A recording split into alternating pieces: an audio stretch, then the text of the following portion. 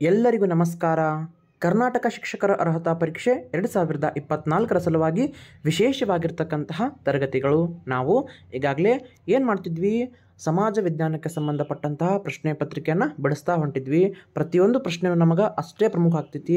ಆ ಒಂದು ಪ್ರಶ್ನೆಗೆ ಸಂಬಂಧಪಟ್ಟಂತೆ ವಿವರಣೆಯನ್ನು ಸತತ ನಾನು ನಿಮಗೆ ಆ ಒಂದು ಕ್ಲಾಸ್ನಲ್ಲಿ ಹೇಳ್ತಾ ಬಂದೀನಿ. ಆಮೇಲೆ ಕೆಲವೊಂದಿಷ್ಟು ಇಂಪಾರ್ಟೆಂಟ್ ಆಗಿರ್ತಕ್ಕಂಥ ಚಾಪ್ಟರ್ಗಳ ವಿವರಣೆಯನ್ನು ನಾನು ಕೊಟ್ಕೋತ ಬಂದೀನಿ. ಮುಖ್ಯವಾಗಿರ್ತಕ್ಕಂಥ ಕ್ವಶನ್ಗಳನ್ನ ಯಾವ ರೀತಿ ಕೇಳ್ತಾನೆ, 2014ರಾಗೆ ಹೆಂಗೆ ಕೇಳ್ಯಾನ, 2015ನೇ ಕ್ವಶನ್ ಪೇಪರ್ದಾಗ ಮತ್ತೆ ಅವು ಕ್ವಶನ್ನ ಟ್ವಿಸ್ಟ್ ಮಾಡಿ, ಹೌದಾ, ಕ್ವಶನ್ಗಳನ್ನ ಚೇಂಜಸ್ ಮಾಡಿ ಯಾವ ರೀತಿ ಕೇಳೋಣ. ಆಮೇಲೆ 2017ರಲ್ಲಿ 2019ರ ಪ್ರಶ್ನೆ ಪತ್ರಿಕೆನ ಬಿಡಿಸಿವಿ. ಇವತ್ತೇನು ಮಾಡೋಣ್ರಿ, 2021ರ ಪ್ರಶ್ನೆ ಪತ್ರಿಕೆನ ಬಿಡಿಸೋಣ. ನಂತರ 2022, 2023ರ ಒಂದು ಪ್ರಶ್ನೆ ಪತ್ರಿಕೆನ ಬಿಡಿಸ್ಬಿಟ್ಟಿವಿ ಅಂತಂದ್ರೆ ಏನಾಗ್ತೈತೆ ರೀ, ಕಂಪ್ಲೀಟ್ ಆಗಿ ನಿಮಗೆ ಸುಮಾರು ಕ್ವಶನ್ಗಳು, ಸುಮಾರು 300ಕ್ಕಿಂತ 400 ಕ್ವಶನ್ಗಳು ಸಿಕ್ಕಂಗೆ ಆಗ್ತಾವ. ಜಾಸ್ತಿ ರಿವಿಷನ್ ಮಾಡಿರಿ. ನಿಮ್ಮಲ್ಲಿ ಇರ್ತಕ್ಕಂಥ ಪಾಯಿಂಟ್ಸ್ಗಳನ್ನ ಸ್ವಲ್ಪ ನೋಡ್ಕೋತಾ ಇರ್ರಿ. ಅಂದ್ರೆ ಏನಾಗ್ತೈತಿ, ನಿಮಗೆ ಹೆಚ್ಚೆಚ್ಚು ರಿವಿಷನ್ ಆದಂಗೆ ಆಗ್ತೈತಿ ಮತ್ತು ಅವು ಪಾಯಿಂಟ್ಸ್ಗಳು ನೆನಪು ಉಳಿತಾವ. ಓಕೆನಾ? ಓಕೆ, ಟೈಮ್ ವೇಸ್ಟ್ ಮಾಡಲಾರ್ದ ನೇರವಾಗಿ ಏನು ಮಾಡೋಣ್ರಿ, ಪ್ರಶ್ನೆಗೆ ಹೋಗೋಣ. ದಿ ಏಷ್ಯಾಟಿಕ್ ಸೊಸೈಟಿ ಅಂತಕ್ಕಂಥ ಸಂಸ್ಥೆಯನ್ನು ಸ್ಥಾಪಿಸಿದವರು, ಒನ್ ಲೈನರ್ ಕ್ವಶನ್ ಐತ್ರಿ, ತುಂಬ ಸಿಂಪಲ್ ಐತಿ. ವಿಲಿಯಂ ಜೋನ್ಸ್ ರವರು ಏನು ಮಾಡ್ತಾರೆ, ಈ ಏಷ್ಯಾಟಿಕ್ ಸೊಸೈಟಿಯನ್ನು ಸ್ಥಾಪನೆ ಮಾಡ್ತಾರೆ. ತುಂಬ ಪ್ರಮುಖವಾಗಿರ್ತಕ್ಕಂಥದ್ದು, ಪ್ರಾಚ್ಯಶಾಸ್ತ್ರಜ್ಞ ಅಂತ ಕರಿತೀವಿ. ದ ಏಷ್ಯಾಟಿಕ್ ಸೊಸೈಟಿ ಅಂತಕ್ಕಂಥದ್ದನ್ನು ಸಂಸ್ಥೆಯನ್ನು ಸ್ಥಾಪನೆ ಮಾಡಿದವರು ವಿಲಿಯಂ ಜೋನ್ಸ್ ರವರು. ತುಂಬ ಇಂಪಾರ್ಟೆಂಟ್ ಕ್ವಶನ್ ನೋಡ್ರಿ. ನೆಕ್ಸ್ಟ್, ಇದು ಬಹಳ ಇಂಪಾರ್ಟೆಂಟ. ಒಂದು ನಾಗರಿಕತೆಯ ಮೇಲೆ ಒಂದು ಕ್ವಶನನ್ನು ಕೇಳ್ತಾನೆ, ಹೌದಾ. ಸಿಂಧು ನಾಗರಿಕತೆ ಬಗ್ಗೆ ಕೇಳಿ, ಅಥವಾ ಜಗತ್ತಿನ ನಾಗರಿಕತೆಗಳಲ್ಲಿ ಈಜಿಪ್ಟ್ ನಾಗರಿಕತೆ, ಮೆಸೊಪೊಟೇಮಿಯಾ ನಾಗರಿಕತೆ, ಆಮೇಲೆ ಇದು ಚೀನಾ ನಾಗರಿಕತೆ, ಗ್ರೀಕ್ ನಾಗರಿಕತೆ, ರೋಮ್ ನಾಗರಿಕತೆ, ಈ 5 ನಾಗರಿಕತೆಗಳ ಮೇಲೆ ಒಂದಲ್ಲ ಒಂದು ಕ್ವಶನನ್ನು ಇಡ್ತಾನೆ. ಇವು 5 ನಾಗರಿಕತೆಗಳ ಮೇಲೆ ಕೇಳಿಲ್ಲ ಅಂತಂದ್ರೆ ನಮ್ಮ ಸಿಂಧು ನಾಗರಿಕತೆ, ಸಿಂಧು ಬಯಲಿನ ನಾಗರಿಕತೆ ಬಗ್ಗೆ ಕ್ವಶನನ್ನು 100% ಆಗಿ ಕೇಳ್ತಾ ಬರ್ತಾನೆ, ಹೌದಾ. ಜಗತ್ತಿನ ಮೊಟ್ಟ ಮೊದಲ ಸಾಮ್ರಾಜ್ಞಿ ಅಂಥೇಳಿ ನಾವು ರಾಣಿ ಹಟ್ಷಪ್ಸೂತನ್ನು ಕರಿತಾ ಬರ್ತೀವಿ. ಇದು ಪ್ರಮುಖವಾಗಿರ್ತಕ್ಕಂಥ ಪ್ರಶ್ನೆ ನೋಡ್ರಿ. ಬಹಳ ಸಲ ಬಹಳ ಕಾಂಪಿಟೇಟಿವ್ ಎಕ್ಸಾಮ್ದಾಗ ಈ ಒಂದು ಪ್ರಶ್ನೆ ಕೇಳೋಣ. ಜಗತ್ತಿನ ಮೊಟ್ಟ ಮೊದಲ ಸಾಮ್ರಾಜ್ಞಿ ಅಂತೇಳಿ ಹಟ್ಷಪ್ಸೂತರನ್ನು ನಾವು ಕರಿತೀವಿ. ಆಪ್ಷನ್ ಸಂಖ್ಯೆ 1 ಇದಕ್ಕೆ ಸರಿಯಾಗಿರ್ತಕ್ಕಂಥ ಉತ್ತರ. ಅಮುಕ್ತ ಮಾಲ್ಯದ ನೋಡ್ರಿ, ಅಮುಕ್ತ ಮಾಲ್ಯದ ಅಂತಕ್ಕಂಥ ಕೃತಿಯನ್ನು ಬರೆದವರು ಯಾರೀ, ಕೃಷ್ಣದೇವರಾಯನ ಮೇಲೆ ನಾ ಹೇಳಬಿಟ್ಟಿನಿ ಕೆಲವೊಂದಿಷ್ಟು ಪ್ರಮುಖವಾಗಿರ್ತಕ್ಕಂಥ ಚಾಪ್ಟರ್ಗಳು ಕಟ್ಟಿಟ್ಟಂಥ ಬುತ್ತಿ. ಅಲ್ಲಿಂದ ನಿಮಗೆ ಅವಿಷ್ಟು ರಿವಿಷನ್ ಮಾಡಿದ್ರೆ ನಿಮ್ಮ ಕೈಯಾಗ 10-15 ಮಾರ್ಕ್ಸ್ಗಳು ಕೈಯಾಗಿದ್ದಂಗೆ ಹೇಳ್ಬಿಡ್ತೀನಿ ನೋಡ್ರಿ. ಇನ್ನೊಂದ್ಸಲ ಮೆಲ್ಕ್ ಹಾಕೋರಿ, ತಲೆಯಾಗ ಬರಲಿ ಎಲ್ಲ ಪುಸ್ತಕಗಳು, ಎಲ್ಲ ಸಿಲೆಬಸ್ ನಿಮ್ಮ ತಲೆಯಾಗ ಬರಲಿ. ಫಸ್ಟ್ ಶಿಲಾಯುಗದ ಬಗ್ಗೆ ಕೇಳಿದ್ರೆ ಅಷ್ಟು ಕ್ವಶನ್ಗಳನ್ನ ಕೇಳಲ್ಲ, ಎಲ್ಲಾದರೂ 1 ಅಥವಾ 2 ಕ್ವಶನ್ಗಳನ್ನ ಅಷ್ಟೇ ಕೇಳ್ತಾನೆ. ಬಿಟ್ರೆ ಸಿಂಧು ಬಯಲಿನ ನಾಗರಿಕತೆ ಮೇಲೆ ಫಿಕ್ಸ್ ಕ್ವಶನ್ ಕೇಳ್ತಾನೆ. ಅದನ್ನು ಬಿಟ್ಟರೆ ನಾಗರಿಕತೆಗಳ ಮೇಲೆ ಓವರಾಲ್ ಆಗಿ 1 ಕ್ವಶನ್ ಕೇಳ್ತಾನೆ. ಇವುಗಳನ್ನು ಬಿಟ್ಟರೆ ಜಾಸ್ತಿ ಫೋಕಸ್ ಮಾಡುವುದು ಮೌರ್ಯ ಸಾಮ್ರಾಜ್ಯ, ಗುಪ್ತ ಸಾಮ್ರಾಜ್ಯ, ವರ್ಧನ ಸಾಮ್ರಾಜ್ಯ, ರಾಜರುಗಳ ಬಗ್ಗೆ ಆದರೂ ಕೇಳ್ಬೋದು, ಅಲ್ಲಿರ್ತಕ್ಕಂಥ ಸಾಂಸ್ಕೃತಿಕ ಕೊಡುಗೆಗಳ ಬಗ್ಗೆ ಆದರೂ ಕ್ವಶನ್ ಕೇಳ್ಬೋದು, ಏನಾದರೂ ಕೇಳ್ಬೋದು, ಹೌದಾ. ಇದನ್ನು ಬಿಟ್ಟಿವಿ ಅಂತಂದ್ರೆ ನಾವು ಮತ್ತೆ ಇಲ್ಲಿ ಕರ್ನಾಟಕ ಇತಿಹಾಸಕ್ಕೆ ಸಂಬಂಧಪಟ್ಟಂಗೆ ಬಂದ್ರೆ ಕದಂಬರ ಬಗ್ಗೆ ಒಂದು ಕ್ವಶನ್ ಕೇಳ್ತಾನೆ. ಬಿಟ್ರೆ ಶಾತವಾಹನರ ಬಗ್ಗೆ ಕ್ವಶನ್ ಕೇಳ್ತಾನೆ. ಗಂಗರ ಬಗ್ಗೆ ಕ್ವಶನ್ ಕೇಳೋಣ, ಆದರೂ ರೇರ್. ಗಂಗರ ಕಾಲದಲ್ಲಿ ಏನಾಗ್ತೈತ್ರಿ, ಜಾಸ್ತಿ ಕೃತಿಗಳು ಅಂದ್ರೆ ಸಾಹಿತ್ಯಿಕ ಕೊಡುಗೆ ಜಾಸ್ತಿ ಕಂಡು ಬರ್ತದ. ಆ ಒಂದು ಸಾಹಿತ್ಯಿಕ ಕೊಡುಗೆಯ ಮೇಲೆ ಪ್ರಶ್ನೆಗಳನ್ನ ತೆಗಿತಾ ಬರ್ತಾನೆ. ಇದನ್ನು ಬಿಟ್ಟನಂತಂದ್ರೆ ಆದಿಲ್ ಶಾಹಿ ರಾಜಮನೆತನಗಳ ಮೇಲೆ ಪ್ರಶ್ನೆಯನ್ನು ಕೇಳ್ತಾ ಬರ್ತಾನೆ ಕರ್ನಾಟಕ ಇತಿಹಾಸಕ್ಕೆ ಸಂಬಂಧಪಟ್ಟಂತೆ. ಆ ಒಂದು ಬಿಟ್ಟಿವಿ ಅಂತಂದ್ರೆ ನಾವು ಶಂಕರಾಚಾರ್ಯರು, ಮಧ್ವಾಚಾರ್ಯರು, ಈ ಒಂದು ಭಕ್ತಿ ಪಂಥಕ್ಕೆ ಸಂಬಂಧಪಟ್ಟಂತೆ, ಭಕ್ತಿ ಸುಧಾರಣೆಗೆ ಸಂಬಂಧಪಟ್ಟಂತೆ ಪ್ರಶ್ನೆ ಕೇಳ್ತಾನೆ. ಅಲ್ಲಿ ನಾವು ಭಾರತದ ಮಧ್ಯ ಯುಗಕ್ಕೆ ಬಂದ್ವಿ ಅಂತಂದ್ರೆ ಕೇಳತಕ್ಕಂಥ ಪ್ರಶ್ನೆ ಒಂದು ಮೊಹಮ್ಮದ್ ಬಿನ್ ತುಘಲಕ್ ಮೇಲೆ ಆಗಿರ್ಬೋದು, ಅಥವಾ ದೆಹಲಿ ಸುಲ್ತಾನರಲ್ಲಿ ಜಾಸ್ತಿ ಕೇಳುವುದು ಮೊಹಮ್ಮದ್ ಬಿನ್ ತುಘಲಕ್ ಮೇಲೇ ಜಾಸ್ತಿ ಕ್ವಶನ್ ಆಗ್ಯಾವ. ಅದನ್ನು ಬಿಟ್ಟರೆ ಶೇರ್ ಶಾ ಸೂರ್ಯ ಮೇಲೆ ಒಂದು ಪ್ರಶ್ನೆಯನ್ನು ತೆಗಿತಾನೆ. ಇನ್ನು ಜಾಸ್ತಿ ಮತ್ತೆ ಫೋಕಸ್ ಆಗಿ ನಾವು ಚಾಪ್ಟರ್ಗಳನ್ನ ರಿವಿಷನ್ ಮಾಡ್ಕೋಬೇಕಂತಂದ್ರೆ ಅಕ್ಬರ್ ಅಂದ್ರೆ ಮೊಘಲ ಸಾಮ್ರಾಜ್ಯದಲ್ಲಿ ಅಕ್ಬರ್ನ ಬಗ್ಗೆ ಜಾಸ್ತಿ ಕ್ವಶನ್ ಕೇಳ್ತಾನೆ. ಬಿಟ್ರೆ ಶಹಜಾನ, ಆತನನ್ನು ಬಿಟ್ರ ಅಂತಂದ್ರೆ ಔರಂಗಜೇಬನ ಮೇಲೆ ಅತಿ ಹೆಚ್ಚು ಪ್ರಶ್ನೆಗಳು ಆಗ್ಯಾವ. ಇನ್ನು ನಾವು ಆಧುನಿಕ ಇತಿಹಾಸಕ್ಕೆ ಬಂದ್ವಿ ಅಂತ ಶಿವಾಜಿಯ ಬಗ್ಗೆ ಎಲ್ಲಾದರೂ ಒಂದು ಮರಾಠಕ್ಕೆ ಸಂಬಂಧಪಟ್ಟಂತೆ ಪ್ರಶ್ನೆಯನ್ನು ಕೇಳ್ತಾನೆ. ಶಿವಾಜಿಯ ಕಿರೀಟ ಧಾರಣೆ ಆಗಿರ್ಬೋದು ಕೇಳೋಣ, ಭಾಳ ಸಲ ಶಿವಾಜಿಯ ಕಿರೀಟ ಧಾರಣೆ ಬಗ್ಗೆ ಕೇಳೋಣ. ಶಿವಾಜಿ ಹುಟ್ಟಿರ್ತಕ್ಕಂಥ ಜನ್ಮಸ್ಥಳದ ಬಗ್ಗೆ ಕ್ವಶನ್ ಅನ್ನು ಕೇಳೋಣ, ಹೌದಾ. ಆಮೇಲೆ ಮರಾಠ ಸಾಮ್ರಾಜ್ಯವನ್ನು ಯಾವ ರೀತಿ ಆತ ಒಟ್ಟುಗೂಡಿಸ್ತಾನೆ, ಹೌದಾ. ಈ ಒಂದು ಪ್ರಶ್ನೆಗಳನ್ನ ಕೇಳ್ತಾ ಬರ್ತಾನೆ. ಇನ್ನಂತರ ಬಿಟ್ಟಿವ ಭಾರತಕ್ಕೆ ಆಧುನಿಕಕ್ಕೆ ಬಂದ್ವಿ ಅಂತಂದ್ರೆ ಬ್ರಿಟಿಷರ ಆಡಳಿತಾತ್ಮಕ ನೀತಿ ಯಾವ್ದು ಬೇಕಾದ್ರೂ ಕೇಳ್ಬೋದು. ದತ್ತು ಮಕ್ಕಳಿಗೆ ಹಕ್ಕಿಲ್ಲ ನೀತಿ ಬಗ್ಗೆ ಕೇಳ್ಬೋದು, ಅದು ಬೇರೆ ಇನ್ಯಾವುದೇ ಕೇಳ್ಬೋದು. ಒಟ್ಟು ಈ ಒಂದು ಬ್ರಿಟಿಷರ ಕಾಲದಲ್ಲಿ ಒಂದು ಪ್ರಶ್ನೆನ ತೆಗಿತಾ ಬರ್ತಾನೆ. ನಂತರ ಇವುಗಳನ್ನು ಬಿಟ್ವಿ ಅಂತಂದ್ರೆ 1857 ದಂಗೆ ಮೇಲೆ ಒಂದು ಕ್ವಶನ್ ಕೇಳ್ತಾನೆ. 1947 ಸ್ವತಂತ್ರ ಸಂಗ್ರಾಮದ ಮೇಲೆ ಪ್ರಶ್ನೆಯನ್ನು ಕೇಳ್ತಾ ಬರ್ತಾನೆ. ತೀವ್ರಗಾಮಿಗಳು, ಮಂದಗಾಮಿಗಳು, ಹೀಗೇನ್ರಿ ಇತಿಹಾಸಕ್ಕೆ ಸಂಬಂಧಪಟ್ಟಂತೆ ಏನು ನಾನು ಇಷ್ಟೊತ್ತಕ ಚಾಪ್ಟರ್ಗಳು ಹೇಳಿನಲ್ಲ ಅದರ ಮೇಲೆ ನಿಮಗೆ 15ರಿಂದ 16 ಮಾರ್ಕ್ಸ್ ಕಟ್ಟಿಟ್ಟಂತ ಬುತ್ತಿ. ಒಂದು ದಿನದಾಗ ರಿವಿಷನ್ ಮಾಡ್ಕೋಬಹುದ್ರಿ. ನೀವು ಈಗಾಗಲೇ ಓದೇ ಇರ್ತೀರಿ, ಜಸ್ಟ್ ಈಗ ನಿಮಗೇನು ರಿವಿಷನ್ ಮಾಡ್ತಕ್ಕಂಥದ್ದು ಟೈಮ್ ಇದ್ರೆ ಸಾಕು. ಫಾಸ್ಟಾಗಿ ರಿವಿಷನ್ ಮಾಡಿಬಿಟ್ಟು ಏನಾಗ್ತೈತ್ರಿ, ನಮಗೆ ಹೆಚ್ಚು ನೆನಪು ಉಳಿತೈತಿ. ಮತ್ತೆ ಏನಾಗ್ತದ, ಎಕ್ಸಾಮ್ ಬರೆಯಕ್ಕೂ ಅನುಕೂಲಕರ ಆಗ್ತದ. ನೋಡ್ರಿ, ಅಮುಕ್ತ ಮಾಲ್ಯದ ಅಂತಕ್ಕಂಥ ಕೃತಿಯನ್ನು ರಚಿಸಿದವರು ಯಾದ್ರಿ, ನಮ್ಮ ಕೃಷ್ಣದೇವರಾಯರವರು, ಹೌದಲ್ಲ. ವಿಜಯನಗರ ಸಾಮ್ರಾಜ್ಯ ಅಂತೂ ಮೋಸ್ಟ್ ಇಂಪಾರ್ಟೆಂಟ್. ಯಾಕಂತಂದ್ರೆ ಹೆಂಗೆ ಬೇಕಾದಂಗೆ ಕ್ವಶನನ್ನು ಕೇಳ್ಬೋದು, ಹೌದಲ್ಲ. ಈಗ ವಿಜಯನಗರ ಸಾಮ್ರಾಜ್ಯಕ್ಕೆ ತೆಗೆದುಕೊಂಡ್ರೆ ನಾವು ವಿಜಯನಗರ ಸಾಮ್ರಾಜ್ಯ ಸ್ಥಾಪಕರನ್ನ ಹಕ್ಕರಾಯ ಮತ್ತು ಬುಕ್ಕರಾಯ ಅಂತ ಕರಿತಾ ಬರ್ತೀವಿ. ಆಮೇಲೆ ಇಲ್ಲಿರ್ತಕ್ಕಂಥ ಪ್ರಸಿದ್ಧವಾಗಿರ್ತಕ್ಕಂಥ ದೊರೆ ಶ್ರೀಕೃಷ್ಣ ದೇವರಾಯ ಅಂತ ಕರಿತೀವಿ. ಇವರ ರಾಜಧಾನಿ ಯಾವ್ದ್ರಿ? ಹಂಪಿ ಅಂತ ಕರಿತೀವಿ. ಶ್ರೀಕೃಷ್ಣ ದೇವರಾಯನ ಕಾಲಾವಧಿ ಕೆಲವೊಂದು ಎಕ್ಸಾಮ್ದಾಗ ಕೇಳೋಣ. 1509ರಿಂದ 1529ರವರೆಗೆ ಆತ ಏನು ಮಾಡ್ತಾನೆ ರೀ? ರಾಜ್ಯವನ್ನು ಆಳ್ವಿಕೆ ಮಾಡ್ತಾನೆ. ಅದನ್ನು ಬಿಟ್ಟರೆ ಕೆಲವೊಂದಿಷ್ಟು ಪ್ರಮುಖವಾಗಿರ್ತಕ್ಕಂಥ ಶ್ರೀಕೃಷ್ಣ ದೇವರಾಯ ಕೈಗೊಂಡಿರ್ತಕ್ಕಂಥ ಯುದ್ಧಗಳ ಮೇಲೆ ಕ್ವಶನ್ ಕೇಳ್ತಾನೆ. ಒಂದೇದ್ದು ಅಂತಂದ್ರೆ ಯಾವುದ್ರಿ? ಬಹಳ ಪ್ರಮುಖವಾಗಿರ್ತಕ್ಕಂಥದ್ದು ರಾಯಚೂರು ಯುದ್ಧದ ಮೇಲೆ ಪ್ರಶ್ನೆಯನ್ನು ಕೇಳ್ತಾ ಬಂದಾನ. ಆ ರಾಯಚೂರು ಯುದ್ಧ ನಡೆದಿದ್ದು 1520 ಹೌದಾ? ಈ ಒಂದು 1520ರಲ್ಲಿ ರಾಯಚೂರು ಯುದ್ಧ ನಡೀತದ. ಇದ್ರ ಮೇಲೆ ಕೆಲವೊಂದಿಷ್ಟು ಎಕ್ಸಾಮ್ದಲ್ಲಿ ಕ್ವಶನನ್ನು ಕೇಳಿದ್ದಾನೆ. ಇದನ್ನು ಬಿಟ್ಟರೆ ಈಗ ಕೃತಿಯ ಬಗ್ಗೆ ಅಮುಕ್ತ ಮಾಲ್ಯದ ಮತ್ತು ಜಾಂಬವತಿ ಈ ರೀತಿ ಪ್ರಮುಖವಾಗಿರ್ತಕ್ಕಂಥ ಕೃತಿಗಳ ಮೇಲೆ ಪ್ರಶ್ನೆಗಳನ್ನು ಕೇಳ್ತಾ ಬರ್ತಾನೆ. ಇದು ಅಮುಕ್ತ ಮಾಲ್ಯದ ಒಂದೇ ಅಲ್ಲ, ಶ್ರೀಕೃಷ್ಣ ದೇವರಾಯ ಬರೆದಿರ್ತಕ್ಕಂಥ ಕೃತಿಗಳು ಒಂದು ಅಮುಕ್ತ ಮಾಲ್ಯದ, ಜಾಂಬವತಿ ಕಲ್ಯಾಣ ಹಾಗೂ ಉಷಾ ಪರಿಣಯಂ ಕೃತಿಯನ್ನು ಬರೀತಾನ. ಬಹಳ ಪ್ರಮುಖವಾಗಿರ್ತಕ್ಕಂಥ ಪ್ರಶ್ನೆಗಳು ರೀ. ಇನ್ನು ವಿಜಯನಗರ ಸಾಮ್ರಾಜ್ಯಕ್ಕೆ ಮತ್ತೆ ಬಂದಿವಿ ಅಂತಂದ್ರೆ ಪ್ರಶ್ನೆಯನ್ನು ಅಲ್ಲಿ ಜಾಸ್ತಿ ಕೇಳೋದಂತಂದ್ರೆ ತಾಳಿಕೋಟೆ ಕದನದ ಮೇಲೆ ಪ್ರಶ್ನೆಯನ್ನು ಕೇಳ್ತಾ ಬರ್ತಾನೆ. 1565ರಲ್ಲಿ ಈ ಒಂದು ಕದನ ನಡೀತೈತಿ. ವಿಜಯನಗರ ಸಾಮ್ರಾಜ್ಯದ ಅವನತಿಗೆ ಕಾರಣವಾಗಿರ್ತಕ್ಕಂಥ ಕದನನೂ ಅಂತೀವಿ ನಾವು ಇದಕ್ಕೆ. ಮತ್ತೆ ಇದರಿಂದ ಏನಾಗ್ತೈತ್ರಿ? 5 ಶಾಹಿ ಮನೆತನಗಳು ಒಂದುಗೂಡಿ ಆ ಒಂದು ವಿಜಯನಗರ ಸಾಮ್ರಾಜ್ಯ ಮತ್ತು ಯಾರ್ರಿ ಆದಿಲ್ ಶಾಹಿಗಳು ಅಂದ್ರೆ ಪೂರ್ತಿ ಬಹುಮನ್ ಶಾಹಿಗಳ ನಡುವೆ ಏನಾಗ್ತಿತ್ರಿ? ಈ ಒಂದು ಯುದ್ಧ ಜರುಗ್ತದ. ಈ ಒಂದು ಯುದ್ಧದ ಮೇಲೆ ಇಂಥದ್ದೇ ಎಕ್ಸಾಮ್ದಾಗ ಕ್ವಶನ್ ಕೇಳಿಲ್ಲ ಅಂತಿಲ್ಲ. ಈ ಒಂದು ಯುದ್ಧದ ಮೇಲೆ ಪ್ರತಿಯೊಂದು ಕಾಂಪಿಟೇಟಿವ್ ಎಕ್ಸಾಮ್ದಾಗೂ ಕ್ವಶನ್ ಆಗ್ತಾ ಬರ್ತದ, ಮುಂದೂ ಆಗ್ತದ, ಹೌದಾ? 1565ರಲ್ಲಿ ತಾಳಿಕೋಟೆ ಕದನ ನಡೀತದ. ಬಿಜಾಪುರ್ನ ಆದಿಲ್ ಶಾಹಿಗಳಾಗಿರ್ಬಹುದು, ಅಹಮದ್ ನಗರದ ನಿಜಾಮ್ ಶಾಹಿಗಳಾಗಿರ್ಬೋದು, ಗೋಲ್ಕೊಂಡದ ಕುತುಬ್ ಶಾಹಿಗಳಾಗಿರ್ಬಹುದು, ಬೀದರ್ನ ಬರೀದ್ ಶಾಹಿಗಳಾಗಿರ್ಬೋದು, ಇವರೆಲ್ಲರೂ ಏನು ಮಾಡ್ತಾರೆ? ಒಂದುಗೂಡಿ ನಮ್ಮ ವಿಜಯನಗರ ಸಾಮ್ರಾಜ್ಯದ ಮೇಲೆ ದಾಳಿಯನ್ನು ಮಾಡ್ತಾರೆ. ಆವಾಗ ಏನಾಗ್ತೈತ್ರಿ? ರಕ್ಕಸ ತಂಗಡಿ ಯುದ್ಧ ಅಂತಲೂ ನಾವು ಇದನ್ನು ಕರಿತಾ ಬರ್ತೀವಿ. ಓಕೆ, ಇಷ್ಟು ವಿಜಯನಗರ ಸುಮ್ಮನೆ ಶಾರ್ಟ್ ಆಗಿ ಎಷ್ಟು ನೆನಪಿದ್ವಲ್ಲ ಅಷ್ಟು ಪಾಯಿಂಟ್ಗಳನ್ನು ಏನು ಮಾಡಿದೆ ನಿಮ್ಗೆ ಕೂಡ ಚರ್ಚೆ ಮಾಡಿದೆ. ಓಕೆ, ನೆಕ್ಸ್ಟ್ ಕ್ವಶನ್ ನೋಡೋಣ. ಇರ್ವಿನ್ ಕಾಲುವೆಯನ್ನು ನಿರ್ಮಾಣ ಮಾಡಿಸಿರ್ತಕ್ಕಂಥ ದಿವಾನ್ರು ಯಾರು ಸರ್ ಮಿರ್ಜಾ ಇಸ್ಮಾಯಿಲ್ ರವರು. ಆಧುನಿಕ ಕರ್ನಾಟಕ ಇತಿಹಾಸಕ್ಕೆ ಸಂಬಂಧಪಟ್ಟಂತೆ ಕೇಳ್ತಾ ಬರ್ತಾನೆ. ಮೈಸೂರಿನ ಒಡೆಯರು ಕಾಲದಲ್ಲಿ ಯಾರು ಇಬ್ಬರು ದಿವಾನರು ಪ್ರಮುಖವಾಗಿ ಬರ್ತಾರ? ಒಂದು ಸರ್ ಎಂ ವಿಶ್ವೇಶ್ವರಯ್ಯನವರ ಬಗ್ಗೆ ಪ್ರಶ್ನೆಯನ್ನು ಕೇಳ್ತಾನ. ಅವರನ್ನು ಬಿಟ್ರೆ ಯಾರ್ರಿ? ಸರ್ ಮಿರ್ಜಾ ಇಸ್ಮಾಯಿಲ್ ರವರ ಬಗ್ಗೆ ಪ್ರಶ್ನೆಗಳನ್ನ ಕೇಳ್ತಾ ಬರ್ತಾನ. ಸರ್ ಎಂ ವಿಶ್ವೇಶ್ವರಯ್ಯನವರ ಪಾತ್ರ ಅದರಲ್ಲಿ ಪ್ರಮುಖವಾಗಿರ್ತಕ್ಕಂಥ ದಿವಾನರಂತೆ ಕರಿತೀವಿ, ಹೌದಾ? ಇನ್ನು ಇವರು ಆಧುನಿಕ ಕರ್ನಾಟಕದ, ಹೌದಾ, ಅಥವಾ ಆಧುನಿಕ ಮೈಸೂರಿನ ಶಿಲ್ಪಿ ಅಂತ ಹೇಳಿ ನಾವು ಇವ್ರನ್ನ ಕರಿತೀವಿ. ಸರ್ ಎಂ ವಿಶ್ವೇಶ್ವರಯ್ಯನವರ ಬಗ್ಗೆ ಕ್ವಶನ್ ಕೇಳ್ತಾನೆ ರೀ. ಕ್ವಶನ್ ಮತ್ತೆ ನೋಡಕತ್ತೀರಿ ನೀವು, ಹೌದಾ? ಕ್ವಶನನ್ನು ಕೇಳ್ತಾನೆ. ಸರ್ ಎಂ ವಿಶ್ವೇಶ್ವರಯ್ಯನವರ ಬಗ್ಗೆ ತುಂಬ ಕಾಂಪಿಟೇಟಿವ್ ಎಕ್ಸಾಮ್ದಾಗೂ ಕೇಳೋಣ. ಟಿ ನ್ಯಾಗ್ನಾಗಂತರೂ ಪ್ರತಿ ಸಲ ಕೇಳ್ಕೊತೂ ಬಂದಾನ. ಮತ್ತು ಈ ಸರ್ ಎಂ ವಿಶ್ವೇಶ್ವರಯ್ಯನವರ ಬಗ್ಗೆ ಕೆಲವೊಂದಿಷ್ಟು ಪಾಯಿಂಟ್ಸ್ಗಳು ನಮಗೆ ಬಹಳ ಪ್ರಮುಖ ಆಗ್ತವ. ಕೈಗಾರೀಕರಣ ಇಲ್ಲವೇ ವಿನಾಶ ಅಂತಕ್ಕಂಥ ಸ್ಟೇಟ್ಮೆಂಟ್ ಬಗ್ಗೆ ಕ್ವಶನನ್ನು ಕೇಳ್ತಾನ. ಮತ್ತೆ ಅಂದ್ರೆ ಈ ಒಂದು ಸ್ಟೇಟ್ಮೆಂಟನ್ನು ಕೊಟ್ಟವರು ಯಾರು ಅಂತೇಳಿ ಪ್ರಶ್ನೆಯನ್ನು ಕೇಳ್ತಾ ಬರ್ತಾನ. ಇನ್ನು 1913ರಲ್ಲಿ ಮೈಸೂರು ಬ್ಯಾಂಕನ್ನು ಸರ್ ಎಂ ವಿಶ್ವೇಶ್ವರಯ್ಯನವರು ಏನು ಮಾಡ್ತಾರೆ? ಸ್ಥಾಪನೆ ಮಾಡ್ತಾ ಬರ್ತಾರ. ಮತ್ತೇನು ಮಾಡ್ತಾರೆ ಸರ್ ಎಂ ವಿಶ್ವೇಶ್ವರಯ್ಯನವರು? 1915ರ ಕಾಲಾವಧಿಯಲ್ಲಿ ಕನ್ನಡ ಸಾಹಿತ್ಯ ಪರಿಷತ್ತು ಇವರ ಒಂದು ಏನಾಗ್ತೈತ್ರಿ? ಇವರ ಒಂದು ಸಮ್ಮುಖದಲ್ಲಿ ಸ್ಥಾಪನೆ ಆಗ್ತೈತಿ. ಆಮೇಲೆ 1916ರಲ್ಲಿ ಸ್ಥಾಪಿಸಿರ್ತಕ್ಕಂಥ ಮೈಸೂರು ವಿಶ್ವವಿದ್ಯಾಲಯ ಇದು ಪ್ರಮುಖವಾಗಿ ಬೆಳೀತಾ ಬರ್ತದ. ಇವರ ಪ್ರಮುಖವಾಗಿರ್ತಕ್ಕಂಥ ಕ್ವಶನ್ಗಳು, ಪ್ರಮುಖವಾಗಿರ್ತಕ್ಕಂಥ ಕ್ರೈಟೀರಿಯಾ. ಮತ್ತು ಕೃಷ್ಣರಾಜಸಾಗರ ಅಣೆಕಟ್ಟು ನಿರ್ಮಾಣ ವಿಶ್ವೇಶ್ವರಯ್ಯನವರ ಮಹಾನ್ ಸಾಧನೆಯಾಗಿದೆ. ಇದು ಪ್ರಮುಖವಾಗಿರ್ತಕ್ಕಂಥ ಪ್ರಶ್ನೆ, ತುಂಬ ಸಲ ಕಾಂಪಿಟೇಟಿವ್ ಎಕ್ಸಾಮ್ದ ಕೇಳೋಣ. ಕೃಷ್ಣರಾಜಸಾಗರ ಅಣೆಕಟ್ಟು ನಿರ್ಮಾಣ ಸರ್ ಎಂ ವಿಶ್ವೇಶ್ವರಯ್ಯನವರ ಮಹಾನ್ ಸಾಧನೆ ಅಂತ ಹೇಳಿ ನಾವು ಅದನ್ನು ಕರಿತಾ ಬರ್ತೀವಿ. ಆಮೇಲೆ ಈ ಪ್ರಮುಖವಾಗಿರ್ತಕ್ಕಂಥ ಸಾಧನೆಗಳ ಮೇಲೆ ಪ್ರಶ್ನೆಗಳನ್ನ ಕೇಳ್ತಾ ಬರ್ತಾನೆ ರೀ. ಮತ್ತು ಸರ್ ಮಿರ್ಜಾ ಇಸ್ಮಾಯಿಲ್ಗೆ ಸಂಬಂಧಪಟ್ಟಂತೆ 1926ರಿಂದ 1941ರವರೆಗೆ ಇವರು ದಿವಾನರಾಗಿ ಕಾರ್ಯನಿರ್ವಹಿಸ್ತಾರೆ. ಇವರು ಬೆಂಗಳೂರಿನಲ್ಲಿ ಹಿಂದೂಸ್ತಾನ್ ಏರೋನಾಟಿಕ್ಸ್ ಲಿಮಿಟೆಡ್, ಗಾಜಿನ ಕಾರ್ಖಾನೆ, ಪಿಂಗಾಣಿ ಪಾತ್ರೆ ಕಾರ್ಖಾನೆ, ಬೆಂಗಳೂರಿನಲ್ಲಿ ರಾಸಾಯನಿಕ ಗೊಬ್ಬರ ಕಾರ್ಖಾನೆ, ಮಂಡ್ಯದಲ್ಲಿ ಸಕ್ಕರೆ ಕಾರ್ಖಾನೆ, ಶಿವಮೊಗ್ಗದಲ್ಲಿ ಬೆಂಕಿ ಪಟ್ಟಣ ಕಾರ್ಖಾನೆ, ಭದ್ರಾವತಿಯಲ್ಲಿ ಉಕ್ಕು ಕಾಗದ ಕಾರ್ಖಾನೆಗಳನ್ನು ಸ್ಥಾಪನೆ ಮಾಡ್ತಾರೆ.